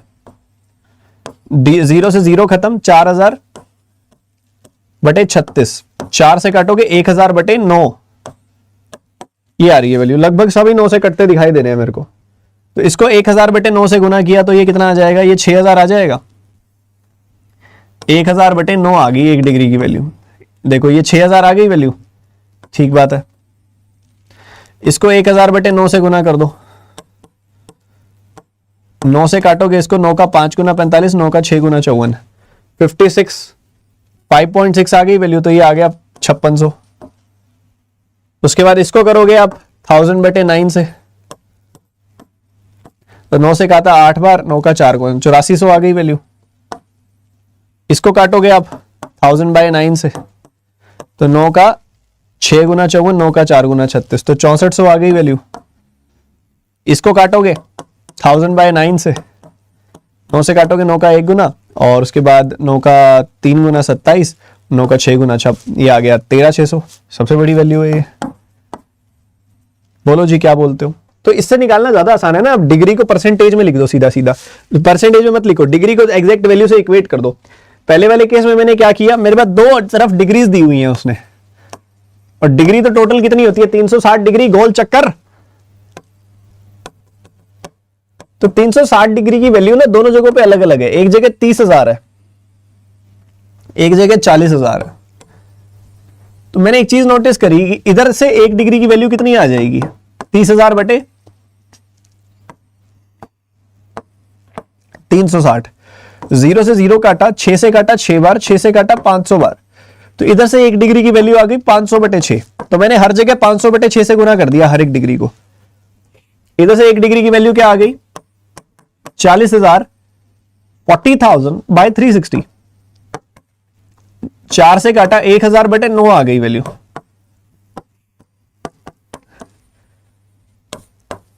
ये आ गई वैल्यू. तो इससे मैंने मल्टीप्लाई कर दिया. इससे क्या हो गया, मेरा काम बच गया, मेरा एक स्टेप बच गया. मेरे को एग्जैक्ट वैल्यू पहले चाहिए थी, वो निकल गई. अब और कुछ चाहिए नहीं, टेंशन ही नहीं है अपने को. तो ये है एसआई की इन्वेस्टमेंट. अमित ने एसआई पे 5,000 डाले, अनिल ने 7200 डाले, इसने 6,000 डाले, इसने 4,000 डाले, और इसने 7800 डाले. अमित ने सीआई पे कंपाउंड इंटरेस्ट पे 6,000 डाले, इधर 5600 डाले, इधर 8400 डाले, इधर 6400 डाले, इधर 13,600 डाले. क्लियर है बाबा. बोलो बाबा क्लियर है. अमित, अनिल, भास्कर, चिराग, धीरज. अमित, अनिल, भास्कर, चिराग, धीरज, इनकी एसआईसीआई की इन्वेस्टमेंट्स का पता लग गया कितनी है. तो मेरी बात मानो, फटाफट से नोट डाउन कर लो यार एक बार जल्दी से.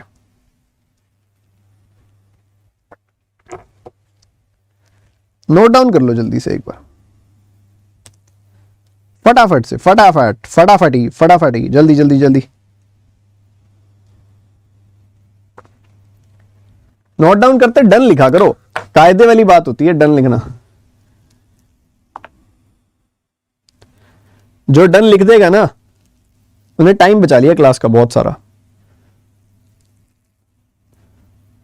बचाओ बचाओ बचाओ, जल्दी बचाओ, डन लिख दो एक साथ।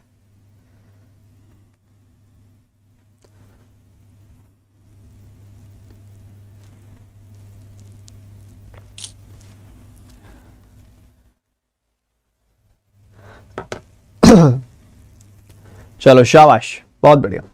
चलो पहला सवाल इसमें क्या है, हिंदी मीडियम वाले बच्चों के लिए भी है डेटा। फटाफट करो फिर मैं भी शुरू करता हूं, साथ साथ करेंगे, दोनों साथ साथ करेंगे, आप भी करो मैं भी करता हूं, जल्दी जल्दी आपके साथ साथ ही शुरू कर दूंगा मैं भी। करो इसको सॉल्व।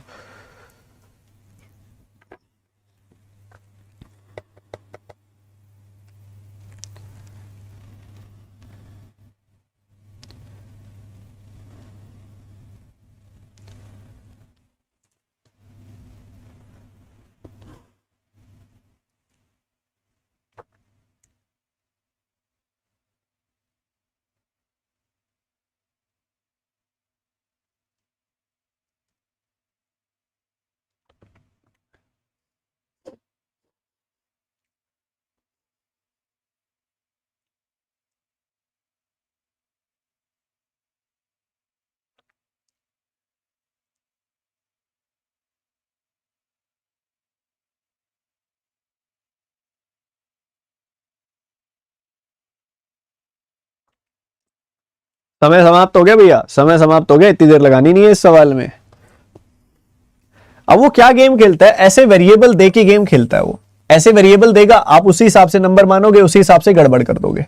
ठीक है, एक ये वेरिएबल दे दिया, एक ये वेरिएबल दे दिया, और बाद में इन्हीं दोनों की रेशो पूछ ली आपसे। अब स्मार्टली पता क्या, वेरिएबल को ढंग से समझो। वेरिएबल कैसे समझा जाएगा, जब आपको मल्टीप्लिकेटिव फैक्टर जो कि परसेंटेज है वो समझ में आ जाएगा सही से। ठीक है आवाज निकल जाए बस सही से।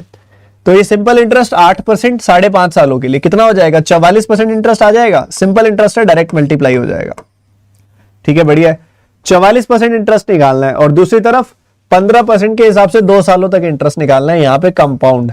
ठीक है, 15% की फ्रैक्शन क्या होती है, बोलो बाबा, भूल गए, 3/20, मतलब 20 रुपए बन जाएंगे 23 रुपए, 20 रुपए बन जाएंगे 23 रुपए। इंटरेस्ट आ जाएगा 400 रुपए निवेश करोगे तो 529 बन जाएंगे, मतलब इंटरेस्ट आ जाएगा 129 का। कॉमन सेंस है, दिमाग में करने वाली चीज है। तो 15% के हिसाब से जब पैसा डालोगे ना तो इंटरेस्ट आ जाएगा 129 बटे में 400 का, ये आपके सामने। ठीक है, अब आपको पता है अनिल की बात हो रही है। अनिल ने कहा गया, अनिल ने 7200 रुपीज तो डाले हुए यहां पे सिंपल में, और कंपाउंड में डाले हुए 5600 रुपए। तो कंपाउंड का तो डायरेक्टली आ गया 5600 रुपए, 5600 रुपए इधर, और इधर डाले हुए थे उसने कितने, इधर डाले हुए उसने 7200 रुपए। हम क्या करेंगे, एन को मान लेंगे 100 यूनिट्स।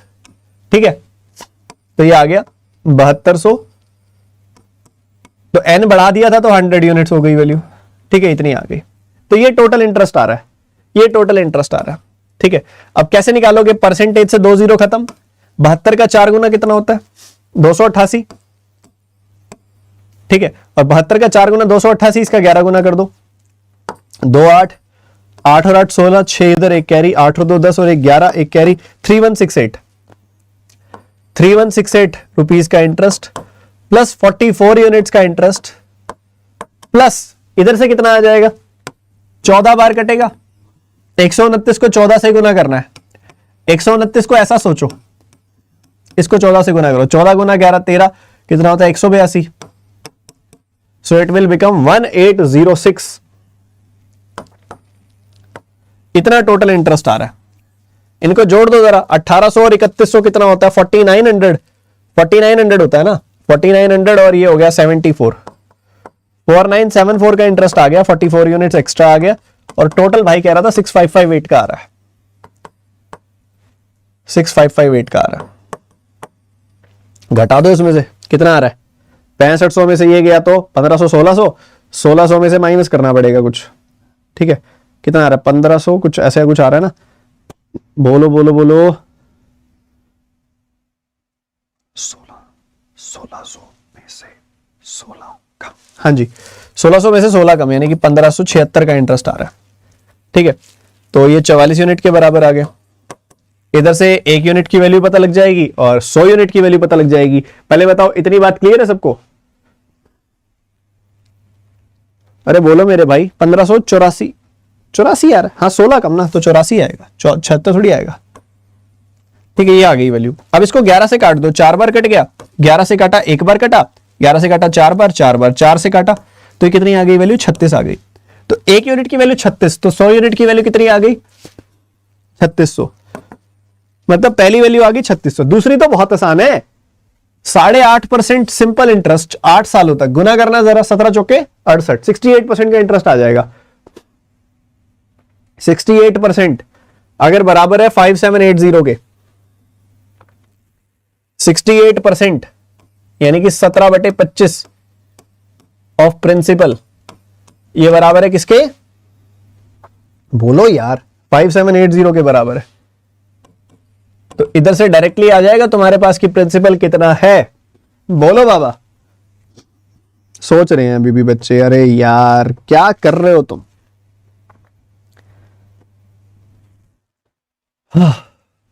काटो, कितनी बार कट रहा है? 3 बार कट रहा है, 4 बार कट रहा है, 0, ठीक है। तो प्रिंसिपल आ गया कुल मिला के 340 गुना 25, ठीक है। 25 को लिख दो 100/4, 4 से काटोगे 170, 170 का आधा 85, 8500 रुपए आ गए। प्रिंसिपल आ रहा 8500, बट इस भाई का था कितना प्रिंसिपल? चिराग ने सिंपल इंटरेस्ट पे कितना पैसा डाला था? 4000, 4000 रुपए डाले थे। तो 4000 प्लस एम की वैल्यू है 8500, तो एम की वैल्यू आ गई 4500। तो n/m की रेशो क्या आ जाएगी? n/m की रेशो क्या आ जाएगी? ये आ जाएगी 3600 4500।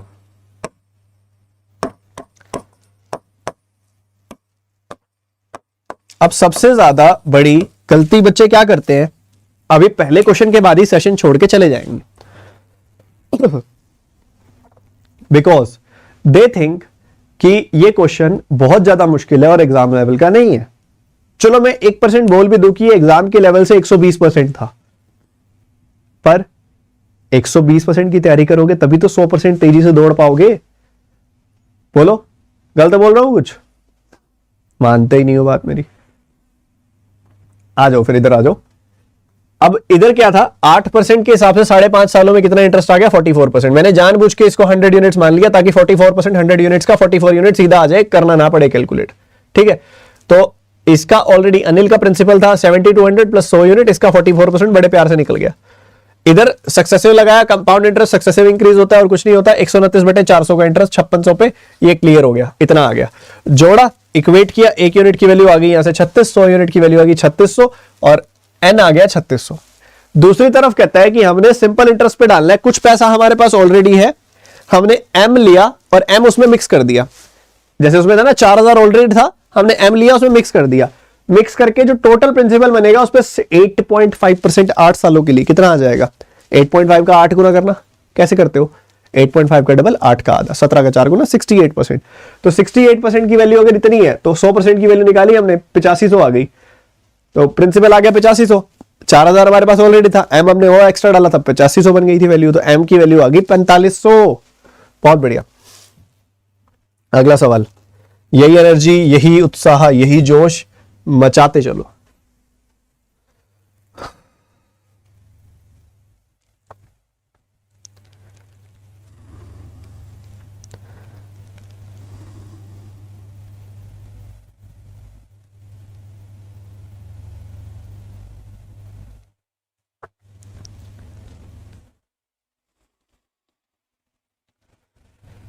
अरे आईबीपीएस पीओ सौरभ, कोई ज्यादा मुश्किल नहीं था अगर आप स्मार्टली करते तो।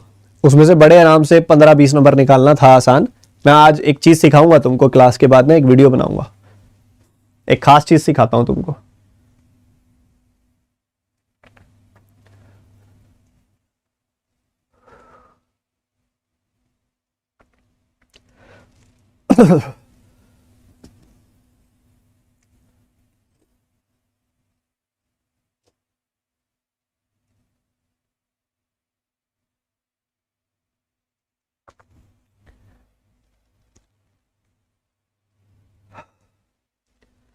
अच्छा भाई शुरू करें क्वेश्चन को।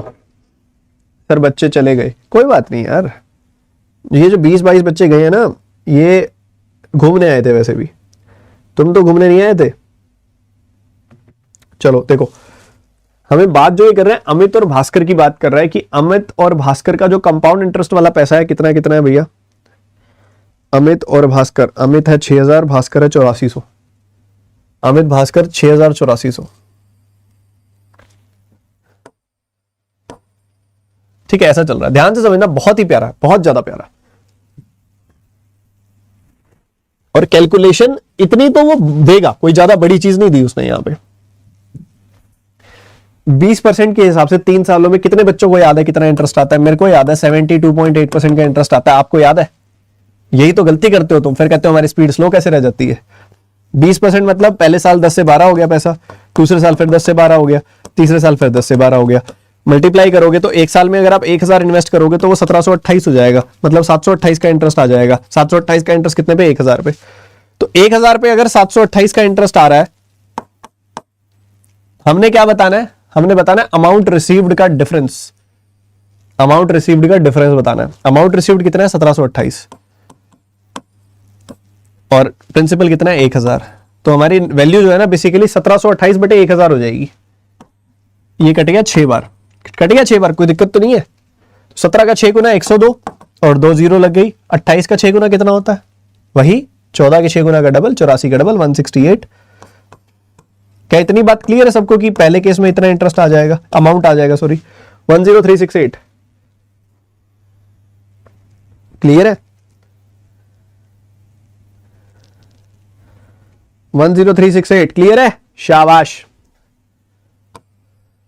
अगर हम बात करें दूसरी तरफ, 4 साल 10% की बात कर रहा है वो, 4 साल 10%, तो 14641 हो जाएगी वैल्यू। भाई एक साल में 10 से 11 होती है वैल्यू, तो 4 साल में 10 से 11, 10 से 11, 10 की पावर 4 से 11 की पावर 4 हो जाएगा सीधा सीधा। मतलब 10,000 से 14641 बन जाएगी वैल्यू।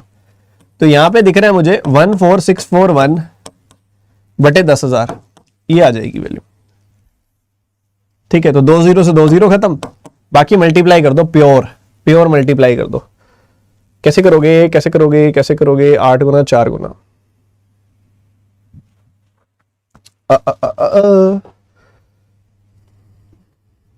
84 का 1 गुना करना, 84 से करते हैं। 84 का 1 गुना कितना होता है? 84 होता है। ठीक है, और उसके बाद कितने जीरो लगेंगे? 1 2 3 4, 4 जीरो लगेंगे। ठीक है, बढ़िया। उसके बाद बहुत ज्यादा डिफरेंस नहीं आ रहा अमाउंट का,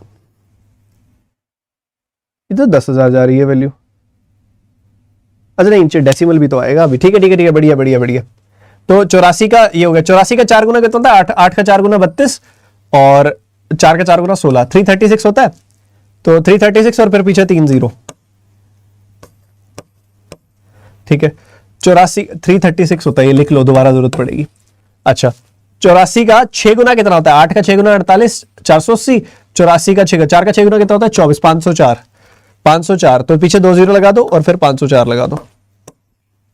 फिर 84 का दोबारा से 4 गुना करना है। 4 गुना कितना होता है? 336, पीछे लगानी है 1 जीरो, 336। ठीक है, और 84 का 1 गुना कितना होता है? 84। बढ़िया जी बढ़िया, बहुत ही बढ़िया बढ़िया, बहुत बढ़िया। 4 आएगा, 4 आएगा। ठीक है, 1 कैरी जाएगा, फिर 8 आएगा, फिर कोई कैरी नहीं जाएगा। 6 और 3 9 आएगा, फिर 7 और 5 12 आएगा, फिर 9 और 3 12 आएगा। ठीक है, और डेसिमल लग जाएगा क्योंकि पीछे नीचे 100 है ना, तो डेसिमल लग जाएगा। तो 12,298.44 आ गई वैल्यू। इसमें से इसको घटा दो, आंसर तैयार है तुम्हारा, बिल्कुल रेडीमेड तैयार है। 12,000 में 10,000 गया, 2,000 रह गया, और 298 में से 368 चला गया, कितना आएगा? 68 into 70 माइनस का 70, 1830 1930 sorry 1930.44। Answer is C option.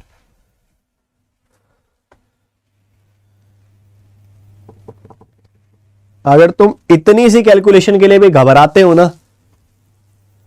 फिर देखो तुम क्या कहूंगा तुमको। और कुछ ऐसी गलतियां मत किया करो कि तुम इसको भी काट दो और इसको भी काट दो, फिर बाद में 25 से भाग देने कहां से जाओगे, वो और एंदी हो जाएगा। नाक बंद। अगला सवाल, करो करो, मैं साथ करूंगा, अभी मैं ज्यादा देर नहीं दूंगा, साथ साथ करूंगा। मुझे इनएफिशिएंट बच्चे बिल्कुल भी नहीं चाहिए, मेरे को चाहिए मेरे पास जो 1-1.5 घंटा बैठ रहे हो तुम रगड़ के मेहनत करो एकदम।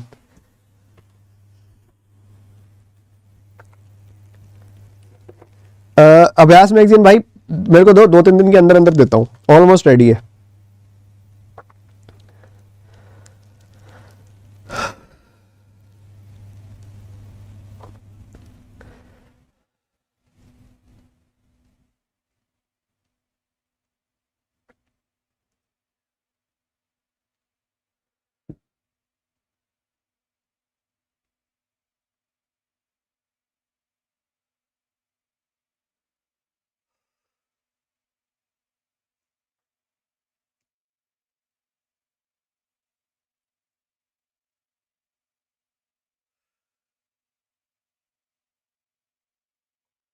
ये बढ़िया सवाल है, ये बढ़िया है, एकदम बढ़िया है ये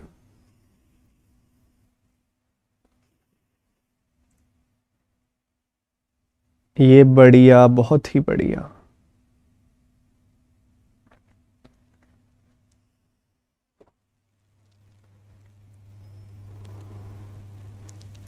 तुम्हें करना क्या है, देखो 5 साल में इंटरेस्ट आ रहा है इतना, तो 1 साल में कितना आ जाएगा, 5 से काट दो, 1716 इतना इंटरेस्ट आ जाएगा। ठीक है, 1 साल में इतना इंटरेस्ट आ जाएगा। पहले वाले टुकड़े का 23% आएगा, दूसरे वाले टुकड़े का 41% आएगा, और तीसरे वाले टुकड़े का 15% आएगा। ठीक है, और इन सब का सम जो आएगा वो 1716 आएगा। ठीक है, टुकड़े कितने कितने करने हैं, धीरज के सिंपल इंटरेस्ट की बात हो रही है। भैया कितना है धीरज का सिंपल इंटरेस्ट, धीरज भैया 7800 रुपए, इतना गंदा नंबर है, 7800 रुपए भाई डाले हैं इसने, तो 7800 टोटल है। और कह रहा है कि ना बीच वाला टुकड़ा 30% है स्कीम सी वाले टुकड़े से। तो तुम मान लो, इसको मान लो कि ये 1000 यूनिट है। ठीक है, तो ये हो जाएगा उसका 30% यानी कि 300 यूनिट, और ये कितना हो जाएगा, टोटल है 7800, तो 7800 माइनस 1300 यूनिट, इतना हो जाएगा। घबराना मत, घबराओगे तो दिक्कत है फिर। 41 दिया कितना होता है, 123, 15% कितना हो जाएगा इसका, 150 यूनिट। ये दोनों तो हो गए ना बहुत आराम से। ठीक है, 23 का 78 गुना करना, कई बार थोड़ा ऐसे मन बहुत ज्यादा परेशान होगा, बट तुम्हें पता होना चाहिए कि 78 खुद ना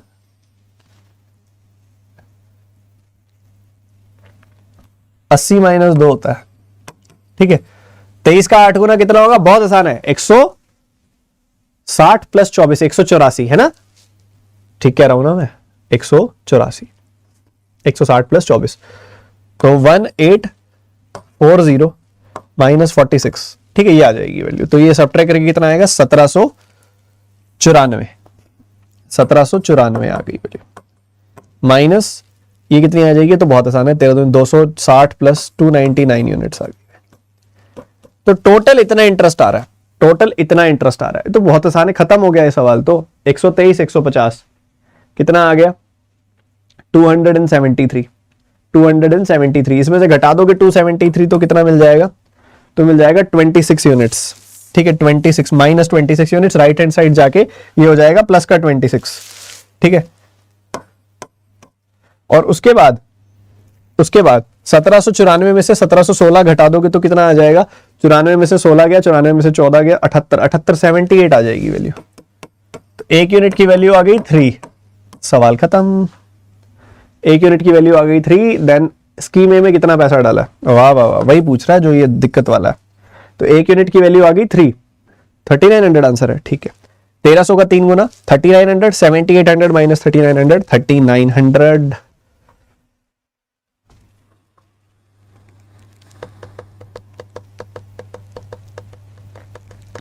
बोलो बाबा, मजा आ रहा है, आनंद की प्राप्ति हो रही है, थोड़ी ही सही हो तो रही होगी।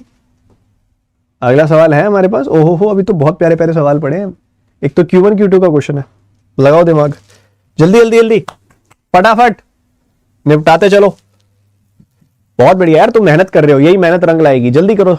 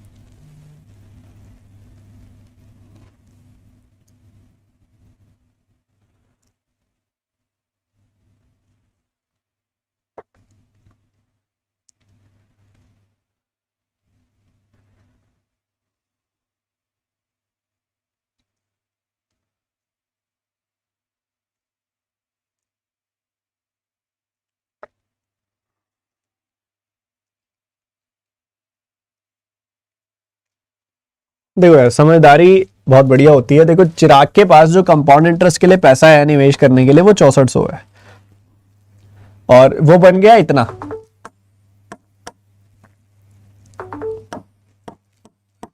देखते ही हो गया क्वेश्चन कितना है, 12.5% आ रही है वैल्यू।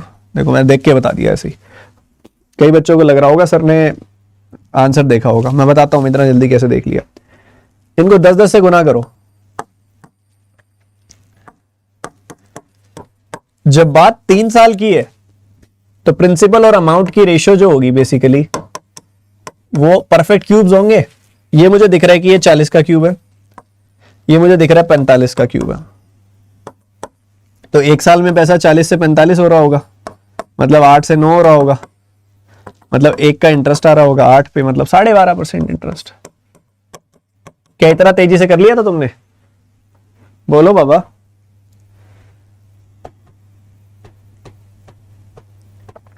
अब जिसको कॉन्सेप्ट आते हैं उसके लिए बहुत बढ़िया है, जिसको कॉन्सेप्ट कमजोर है फिर मेज उसका कमजोर रहेगा। हम जानते हैं कि 1 साल में पैसा अगर ए से बी हो जाता है, 2 साल में फिर से ए से बी, तीसरे साल में फिर ए से बी, तो ओवरऑल वो ए के क्यूब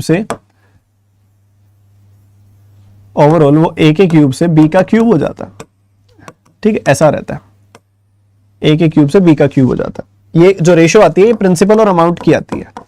जो प्रिंसिपल और अमाउंट की रेशियो है वो परफेक्ट क्यूब होने चाहिए। मैंने क्या देखा, मैंने देखा यार ये तो परफेक्ट क्यूब है, तो जरूरी है ये भी परफेक्ट क्यूब होएगा। तो ये मैंने अंदाजा लगाया 45 के आसपास जा रहा है, पीछे यूनिट डिजिट 5 है, तो मैंने चेक करके देखा, ये देखोगे ना, तो ये 4 के और 5 के क्यूब के बीच में ये एंडिंग 5 से हो रही है, तो 5 तो 45 का क्यूब हो गया। तो 40 के क्यूब से 45 का क्यूब, मेरे को भी नहीं आता 45 का क्यूब, मैंने भी नहीं रटा हुआ, ठीक है, मैंने भी निकाला है टाइम पे क्यूब रूट वाले तरीके से। ठीक है, तो 40 से 45 हो रही है 1 साल में वैल्यू, मतलब 8 से 9 हो रही है। ठीक है, ये बढ़िया है। उसके बाद कहते हैं if 1/4 of the amount invested bye Amit on simple interest is invested in scheme for 5 years and earned an interest of this on at the end of 5 years। 5 साल में इतना इंटरेस्ट आया, तो 1 साल में कितना आ जाएगा? 5 से काटना है इसको 68 का डबल कितना होता है? 5 से काटोगे तो 136 और 1.5 137.5 आ जाएगा इसका 1/5। बोलो बोलो बोलो। तो 137.5 का इंटरेस्ट आया है इसका, कपिल का, कोई अमित का। अमित ने कहा गया भाई ये फोटो तुमने लिख रखा है, तुम्हारा काम आसान हो जाता है। अमित नाम है ना भाई इसका। 5,000 रुपए पे, 5,000 रुपए के ऊपर अगर 1 साल में 137.5 का इंटरेस्ट आ रहा है, तो ये कितने % इंटरेस्ट हो गया? बड़ी बेकार वैल्यू है। 1/4 ऑफ द अमाउंट है ना। अच्छा बाबा, अच्छा, मतलब 1/4 है तो ठीक है, 5,000 इसको 4 से गुना कर दो, 1/4 नीचे वाला 4 ऊपर चला जाएगा।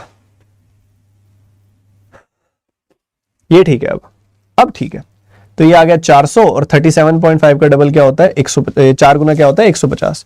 तो 550 का इंटरेस्ट आ गया 5,000 पे, तो 11% इंटरेस्ट आ गया बेसिकली। ठीक है, 11% इंटरेस्ट आ गया। तो इधर से आई, ऊपर से वैल्यू आई थी 12.5%, नीचे से वैल्यू आ गई 12.5 और 11%। तो 1 इज ग्रेटर देन 2।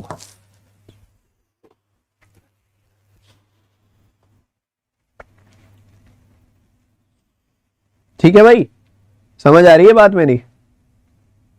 अच्छा, एक जरूरी होमवर्क दूं तुमको, जरूरी होमवर्क बहुत ज्यादा। अगर आप चाहते हो कि एक टारगेट बेस्ड स्टडी आपकी होनी चाहिए, देखो मेरे साथ काम करोगे, टारगेट्स के साथ काम करना पड़ेगा।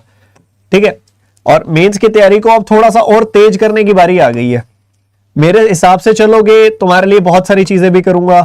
तो मेरे हिसाब से नहीं चलोगे, फिर देखो ना मैं जिम्मेदारी लूंगा तुम्हारे सिलेक्शन की, ना मैं फिर ज्यादा हेल्प कर पाऊंगा। तो मेरे हिसाब से चलोगे तो सिस्टमेटिक फॉर्मेट में चलोगे थोड़ा, ठीक है। अभी सबसे जरूरी टारगेट अगली क्लास से पहले, इस समय जितने बच्चे ये वीडियो देख रहे हैं और देखने वाले हैं, आपको पता है मैंने आईबीपीएस पीओ मेंस का जो अभी पेपर हुआ है, लगभग 1 महीने पहले जो आईबीपीएस पीओ मेंस का पेपर हुआ है, उसकी पूरी सॉल्यूशन वीडियो डाली हुई है मैंने।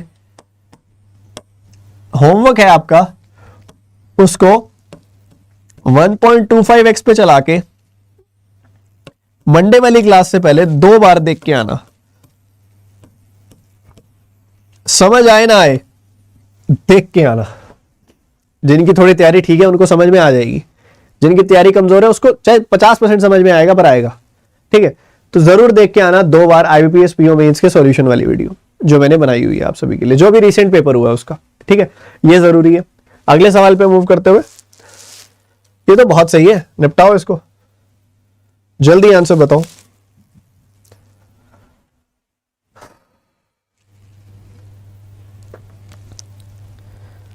सर कल वाले होमवर्क वाले क्वेश्चन का सॉल्यूशन चाहिए, मिल जाएगा।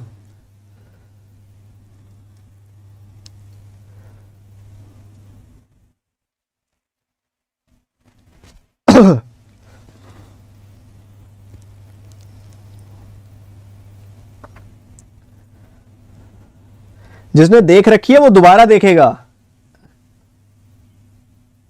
तुम कहो तो उसके ऊपर से मैं एड्स हटा दूंगा, अगर दिक्कत हो रही है तो एड्स हटा दूंगा। तुमको ये मन में आ रहा हो कि आशीष सर एड्स के लिए कह रहे हैं दोबारा देखना, क्योंकि पता है मैं आजकल देख रहा हूं ना कि YouTube पे ना स्क्रीन पे बोलने वाले लोग इतने ज्यादा मुंह से नेगेटिविटी उगलते हैं ना कि बच्चों के दिमाग में नेगेटिविटी आ गई है।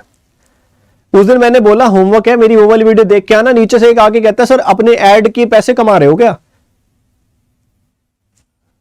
कमा ले यार, जो आपके लिए फ्री ऑफ कॉस्ट कर रहा हूं वो आपको नहीं दिख रहा, एड से उसका 5% भी नहीं आता जितना मैं कंट्रीब्यूशन करता हूं आपके ये जो कंटेंट में और सारी जगह से।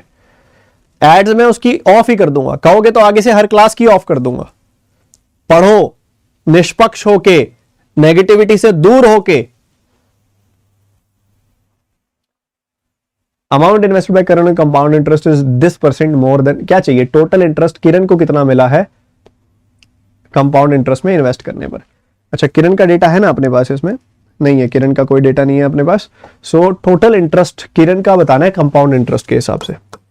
तो प्रिंसिपल भी अननोन है, टाइम भी अननोन है और रेट भी अननोन है, ठीक है। तो इंटरेस्ट इन तीनों के साथ आता है किरण का। तो amount invested on compound interest is this % of the amount invested bye Bhaskar on. So statement 1 से प्रिंसिपल मिल रहा है हमको बस।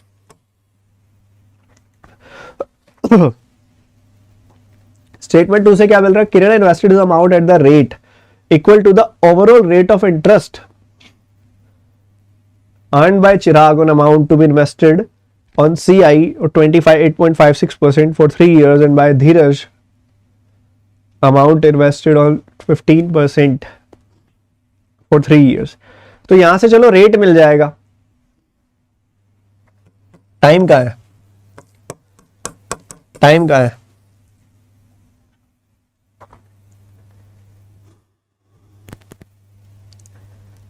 बोलो बोलो बाबा, टाइम कहां है?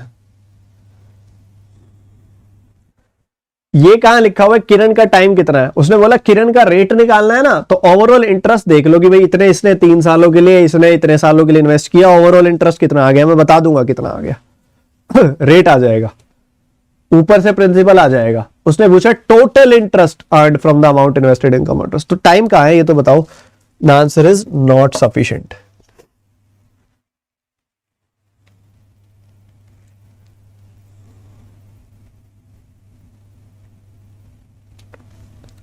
Sir we love you, negative बातों पे आप भी ध्यान मत दीजिए, मैं तो देता ही नहीं होता, मैं तो बस उसको कहता हूं टेक केयर।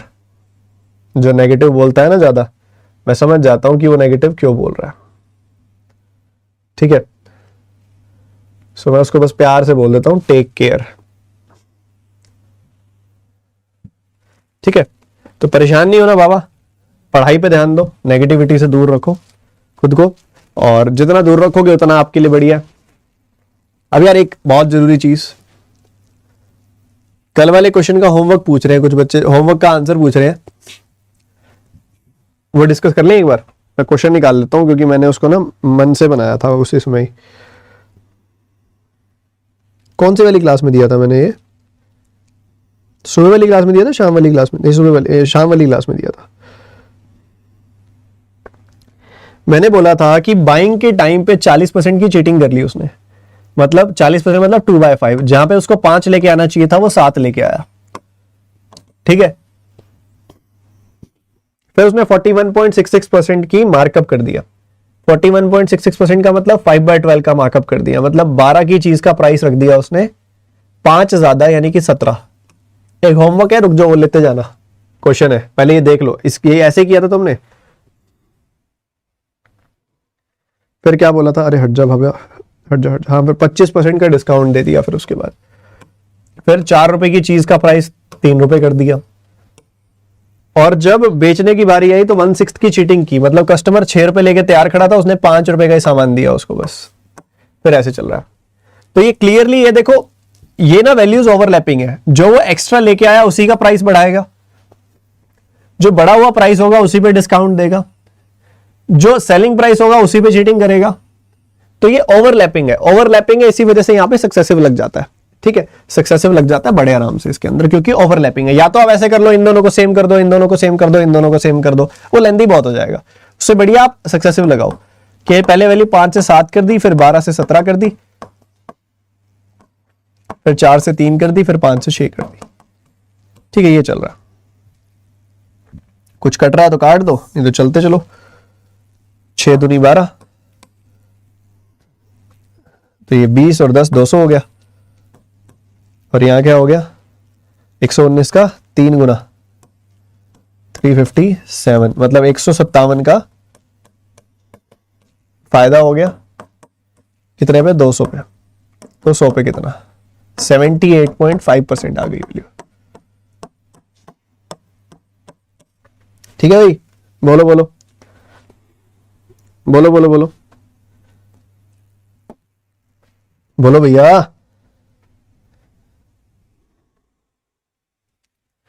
क्लियर है ना? होमवर्क दो एक बढ़िया सा, होमवर्क दो एक बढ़िया सा।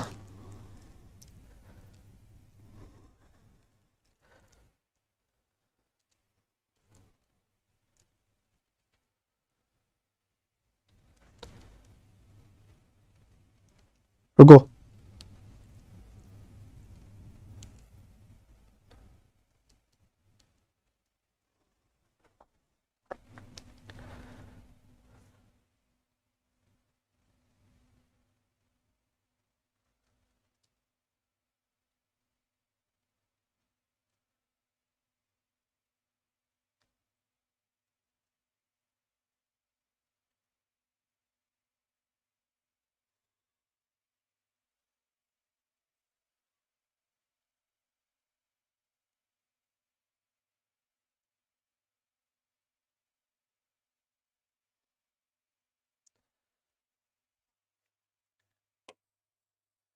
आठ प्राइम नंबर्स हैं, मैं इन्हीं को जोड़ रहा था। ठीक है, 8 प्राइम नंबर्स हैं और इन प्राइम नंबर्स का जो सम आया है ना वो 346 आया। ठीक है, ये रैंडम प्राइम नंबर्स हैं, रैंडम प्राइम नंबर्स हैं। कोई पैटर्न नहीं है कि लगातार हैं कि कौन से हैं, कोई पैटर्न नहीं है। रैंडम प्राइम नंबर्स है, उनका सम आया है इतना। नो प्राइम नंबर्स है। ठीक है, इसका सम आया इतना 346। ठीक है,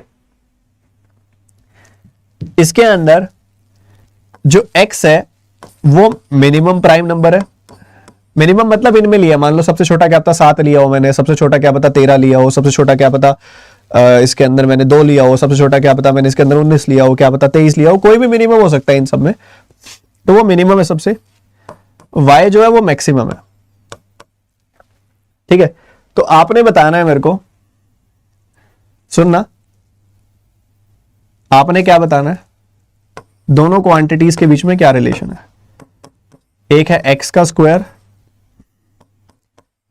और एक है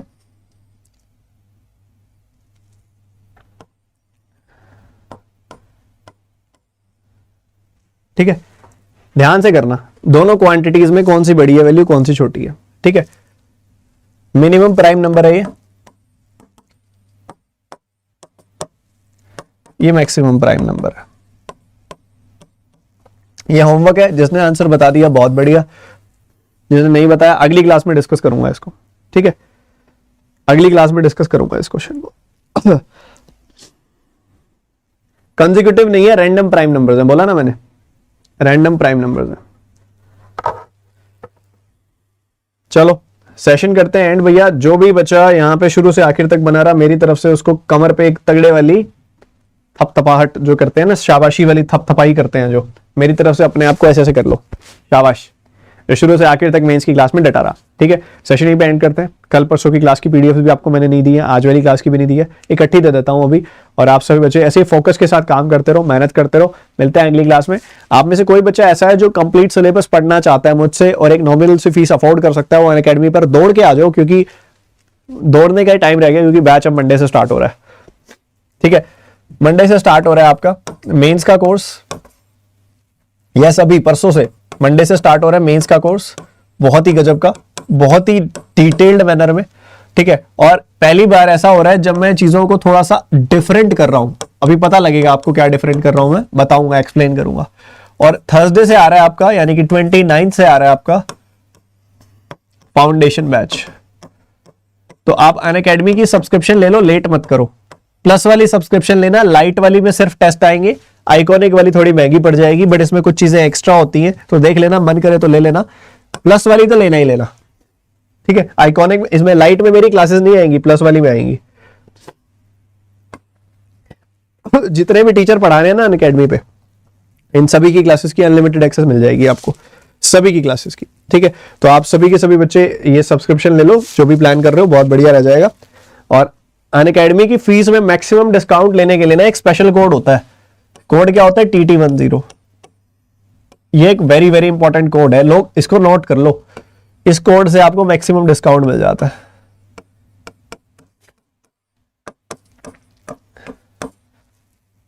ठीक है। मैक्सिमम डिस्काउंट मिल जाएगा इस कोड से आपको, TT10, ठीक है। तो सेशन यहीं पे करते हैं एंड।